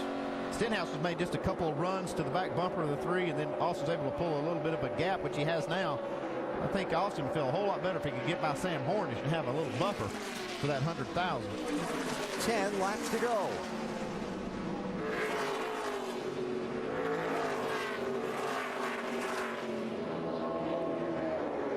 I'm looking at the rundown here by Elliott Sadler coming down pit road and putting those 4 tires on. He was able to power past Justin Allgaier, put him in the position for the Dash for Cash going in to Chicago next week. Yeah. Yeah. Good move. Dash for Cash winner today, and the top 3 championship eligible drivers besides that person qualify for next week's $100,000 bonus at Chicagoland Speedway, the STP 300, a week from tomorrow, 2 Eastern on ESPN. 9 laps to go, Alan. I don't want to jinx anybody, but if their caution was to come out right at this point, Elliott Sadler would have fresher tires than those other 2 for that $100,000 bonus. Last green flag run, 20 laps or less, 5 of the last 8 at New Hampshire. Green-white checker finished last year. But then this race has played out a whole lot more cleanly than the race did a year ago. Yeah, I called that the cash for dash. You know what I meant, though, didn't you? I did, yes. Okay, good. No, I meant what you knew. You guys bailed me out on that one. Thanks. We were with you, pal.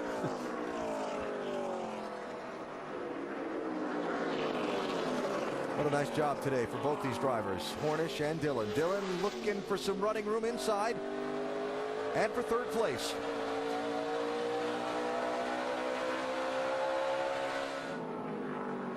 He'll have position on Sam if he can complete this pass. That's what's so hard about it here, though, is making that pass and completing it. You can get position. It's so hard to get clear. The track is so flat. You have to fight for every inch. Just the tiniest smidgen of extra banking in that 2nd lane. Well, he made some space on that move. Hornish tries the crossover. Nope. There's Stenhouse. He doesn't want that 3 car to get too far away from him. He sees that blue spoiler just up ahead of Sam. That's $100,000. He's chasing. And again, in-lap traffic for all of those cars.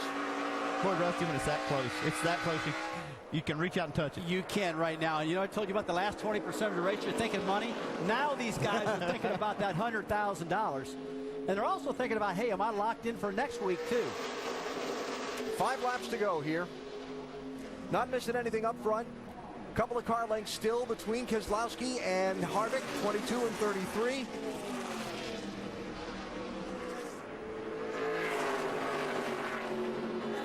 Casey Kane joining the party in that 38 car.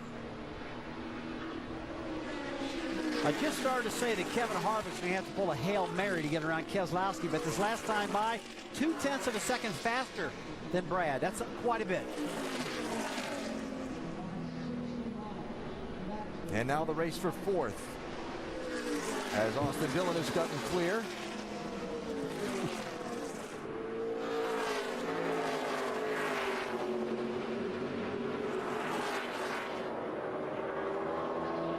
Surprised Casey Kane hasn't been a little bit better today. 6 is not terrible, but I expected him to be up there fighting for the win. Just got on the wrong side of the strategy there at one point. Used the strategy to lead the chunk of the race from lap 39 to 81, but then gave up the track position when they had to take 4 tires, and it hasn't played out in their favor. Kevin Harvick, boy, what's he going to be thinking at the end of the race? He's going to get out and kick the side of the car is what's going to happen probably. I mean, because that was just a tough deal. Running up on all those lap cars. I can't remember the last time I've seen a car lose that much momentum and almost come to a stop. Well, they basically ran him off the track on the inside. Brad Keselowski will lead the most laps today. Got the lead by winning the pole. Lost the lead for a strategy play at the first pit stop. Got the lead back at the second pit stop after the 3rd and final pit stop. Lost the lead on a restart to Harvick, and was a second behind him. When Kevin got caught in the lap traffic, Keselowski made up the second and then some, and now leads at the white flag. Just a fantastic run out of this team all day long. In fact, both Penske cars. Sam Hornish sitting there 4th, Brad leading, and a heartbreaker for Kevin Harvick. Consolation for Kevin. New dad this week for the first time. Perspective on that. But he's going to have to settle for second in this race. Checker flag is waving, and Brad Keselowski is going to go to victory lane today in New Hampshire. Good job, stand by on Discount Tire Team. Hell yeah. Glad you could be here, RP. Thank you. And the Nationwide Insurance Dash for Cash, $100,000. Car 3, Austin Dillon. For the man. Well, Brad Keselowski made the trip worth it for the captain. He sure did. Roger's happy right there, no doubt about it. Tim Cindric, president of Penske Racing, standing behind Roger there. Awesome job, awesome job, awesome job. Could not be prouder of our effort. Second win of this season for Brad Keselowski, and as always, he does now his traditional Star-Spangled celebration, and Shannon, his race team, will be very happy to hand him that flag. Yeah, looking down, they look pretty happy right now. Alan, another guy that's happy, crew chief Jeremy Bullins. You guys are getting used to being in victory lane. I do want to ask you, though, it was so vital to be up front here tonight, and you had to do a two-tire stop twice. How did you think that would affect your chance to win? It's just one of those things, you know, you do it and you hope it works. And luckily it was our day and it all worked out. I want to thank all the guys at the shop, built a great race car. We barely had to work on it. It's been an awesome weekend. Sit on the pole, lead the most laps, and win the race, and that's what we came here to do. What a weekend for this team. Guys? All right, Shannon, thanks. While Brad Keselowski celebrates and while you were speaking with Jeremy Bullins, there were a brief moment of a reaction by Kevin Harvick on the cool-down lap to the lap car that he ran up upon that broke all of his momentum and cost him the lead in that race. 24 car Amber Cope, Harvick down on the apron waiting for that car to come by. This is Kevin Harvick, who was waiting for Amber Cope. And a very gentle, I'm not very happy. She was 33 laps down. That's frustrating for somebody to lose a race like that. I'm sure Kevin's not happy about it.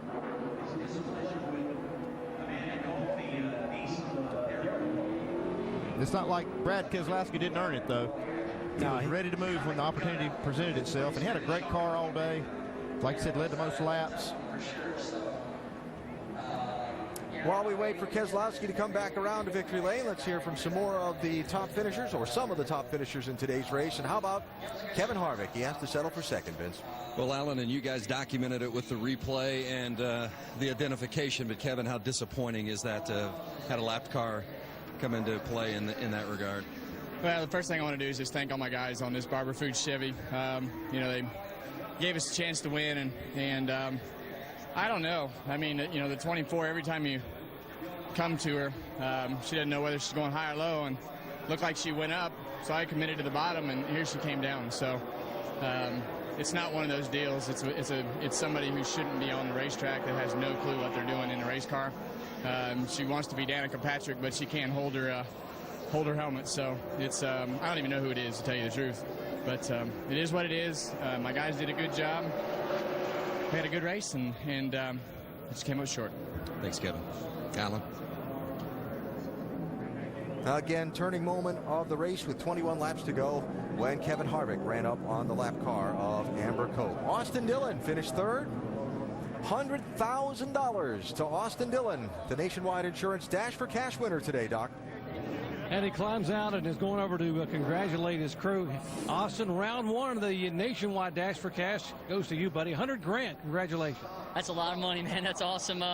These guys built a great race car, and this thing took off on two tires really good. And it was really hot today, and luckily I've been working out really hard, and that's what helped me, I think, there at the end to fight off some of the guys, giving it all. Ricky raced me really clean. I want to thank him for that. I mean, you're racing out there for $100,000. You do a lot for that. And it was a heck of a race there at the end. I didn't see him all day until the last caution. I knew he'd be there. And we got to racing hard, and it turned out well for us. What are you thinking when you see Stenhouse get all the way to your bumper, right at your bumper, and you pull away? I can't see out the back. I was just relating to my spotter where he was beating me and where I was beating him, and I was really good off the corner all day. So just backed my corner up, drove under him, and it worked out for us. All right, the folks here from Nationwide to give you a check, and $100,000 going to Austin Dillon in round one of the Dash for Cash. Doc, thanks. Austin mentioned about how warm it is today. 88 degrees right now. Temperature been in the 90s. Ricky Stenhouse Jr. getting out of his car and needing some moments and some attention to recover from the heat. We know he drove and gave it his all. Well, he did. He left it all on the track today. Vince Welch is looking on.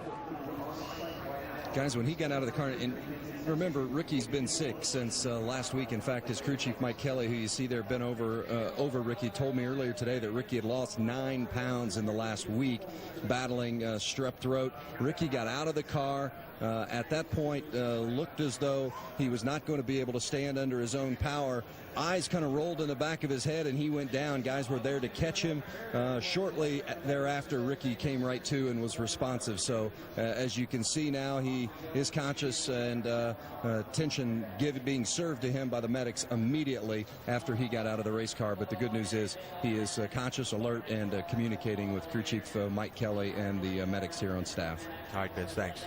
I'll tell you, when you're in the car and you're driving the car, that's one thing. You're suffering, you're hot, but when you take your helmet off and you stand up and get out of the car, it'll put you right out. You lose your senses, it makes you dizzy, and that's what's happened right here at the Ricky Stenhouse. He did a great job driving, but once you get out of that car, it overcame him. It's happened to me before, but when you're in the car, it's killing you, but not as bad as when you get out.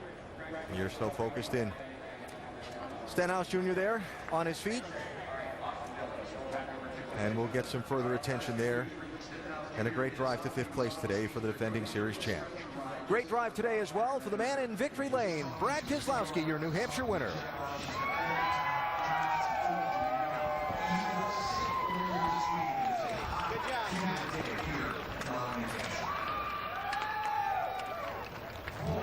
And Brad delivering it right back to the crew as they delivered to him.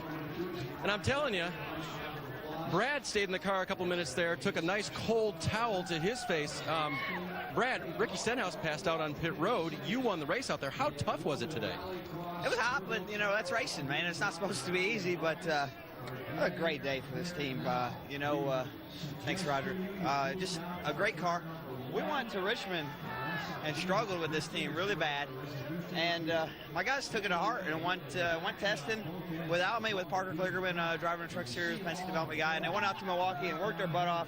And this car was so much better than we had at Richmond. And I'm proud of them for putting that effort in for the snap-out discount tire Dodge. Just a great car. And I'm just proud of it. This is a tough series, man, and it's tough racing. Kevin raced me hard, and it was great racing. There's very few other guys I'd like to race than Kevin. He's a lot of fun to race with, and I caught a little bit of a break in traffic, so that's the way it goes, you know. You're always going to have some traffic. There's always going to be drivers that don't know where you're at and things like that. That's part of this series, where different drivers are learning at different rates and trying to pick up their awareness of where they're at on the racetrack, and, you know, sometimes that goes against it. Today it went for us. Were you worried on the final restart? Because you radioed in that it just wasn't the same race car, and you got passed even though you're the restart leader. Sure, yeah. The left rear tire, I think, was just slam wore out. We'd ran so long on it, and just didn't want to go on the restart, just spun the tires the whole way. So I guess that's part of it. You had also just asked before you got the gift in traffic how many laps there were left to go. So were you ready to kind of push the button anyway, and then that gift came? I can't tell you that. Oh, another move, huh? Yeah, I mean, we had a good car, Dave. We just had a good car and caught a little bit of a break, but I'm proud of the effort. It's just one of those days where things came together for us, and you know, we've been able to sit on the pole here 3 times, you know, be in the fast qualifier, but never win. It feels good to get the job done today. His first win at New Hampshire, and AB, always thinking that, Brad Keselowski. Yes, he is. He's fun to talk to, and he's certainly one of the bright rising stars of the sport of NASCAR racing. And in what has been a difficult week for Roger Penske, and a lot of attention focused on his organization and not necessarily the way he would like. Attention focused for the captain today in the very best possible way by his cars having a tremendous performance at New Hampshire. 1st and 4th today for Penske Racing. Good run by both of those guys, but what about Austin Dillon winning that dash for cash and getting it done again? Yeah, and Elliott Sadler, nice recovery for a really tough day for that team. Top 10 for Ryan Truex as well. And let's go back downstairs to Vince Welch. Well, I tell you what, the conditions today must have been brutal in the race car. Casey Kane was laying down, pouring water on yourself. Are you okay? Yeah, it's hot. It was pretty hot. Our Great Clips Chevrolet was good out front, but way too loose. Way too loose out front also, but once I got back, I just couldn't pass because of it. But I was watching Ricky get out, and he passed out, and I looked at his eyes, and I was like, oh, my knees started wobbling, and I found the closest bench because I was going to follow him if I didn't sit down shortly. So I hope he's fine. But, yeah, it was pretty hot, and I wish we could have won. We were up front. We were strong when we were out front, but once we got back, we had no chance. The conditions today and feeling the way you feel and seeing the effects of some of that, how much does that concern you as you look ahead to tomorrow? It's not that bad. I always get way hotter in these cars than I do on in our Cup cars for whatever reason. But like I said, until Ricky went down, I was all right. I was just hot, and then I about followed him. So I don't know. I'll be fine. Tomorrow should be a good race. We have a strong Farmers Insurance Chevy, and looking forward to the race. Glad you're okay. 6th place. Good run today for Casey Kane. Shannon? Yeah, Evans here with Sam Hornish Jr. 5th straight top 10 finish. What a run for the entire Penske organization today. What was the story of your race? We were really good on the short runs, but we weren't good enough the longer the runs went on. We just got way too tight in the center of the corner and weren't able to get off the corner like we needed to be. But I'm real proud of the guys at Penske Racing, the guys all the way from the guys that are the road crew here to the guys that put the cars together. They've built us some real good cars and real good reliability as well. So I'm just a little bit disappointed in myself that I couldn't hold the 3 off. He was quite a bit quicker than me and had caught me a couple times, but I was able to somehow dig down a little bit deeper and get something to stay ahead of him. And just had one little slip up trying to get through some lap traffic and open the door for him. You have 301 miles tomorrow in the Cup race. How does this momentum maybe shift until tomorrow and help you out? Well, got to go back and get hydrated again. The good thing is this week I got 24 hours to get ready for it, as opposed to last week where I had about 2 hours. So I'm looking forward to getting out there, get some good rest tonight. Talk to the girls tonight on the phone. I missed them quite a bit. They didn't make it out this weekend, so I hope that they're having a good day, and we'll keep going at it. We've got a little bit harder road to hoe tomorrow, but all in all, I feel like if we do the right things, make some good calls, we'll have a good car. Thanks, Sam. Alan? All right, Shannon, thanks. Sam starting 24th in the NASCAR Sprint Cup race tomorrow. Looking ahead a week, Sam Hornish, one of the 4 drivers who will compete for next week's $100,000 nationwide insurance Dash for Cash bonus in the STP 300 at Chicagoland Speedway next Sunday. There are the 4. I'll tell you, the guy I was really impressed with today, Elliott Sadler. We almost rode him off, but when he put those 4 tires on late, he drove himself right into the Dash for Cash. Good job out of that team. Now, Austin Dillon will be eligible for that $1 million if he can sweep the Dash for Cash races and win at Iowa. So he's the only one eligible for that.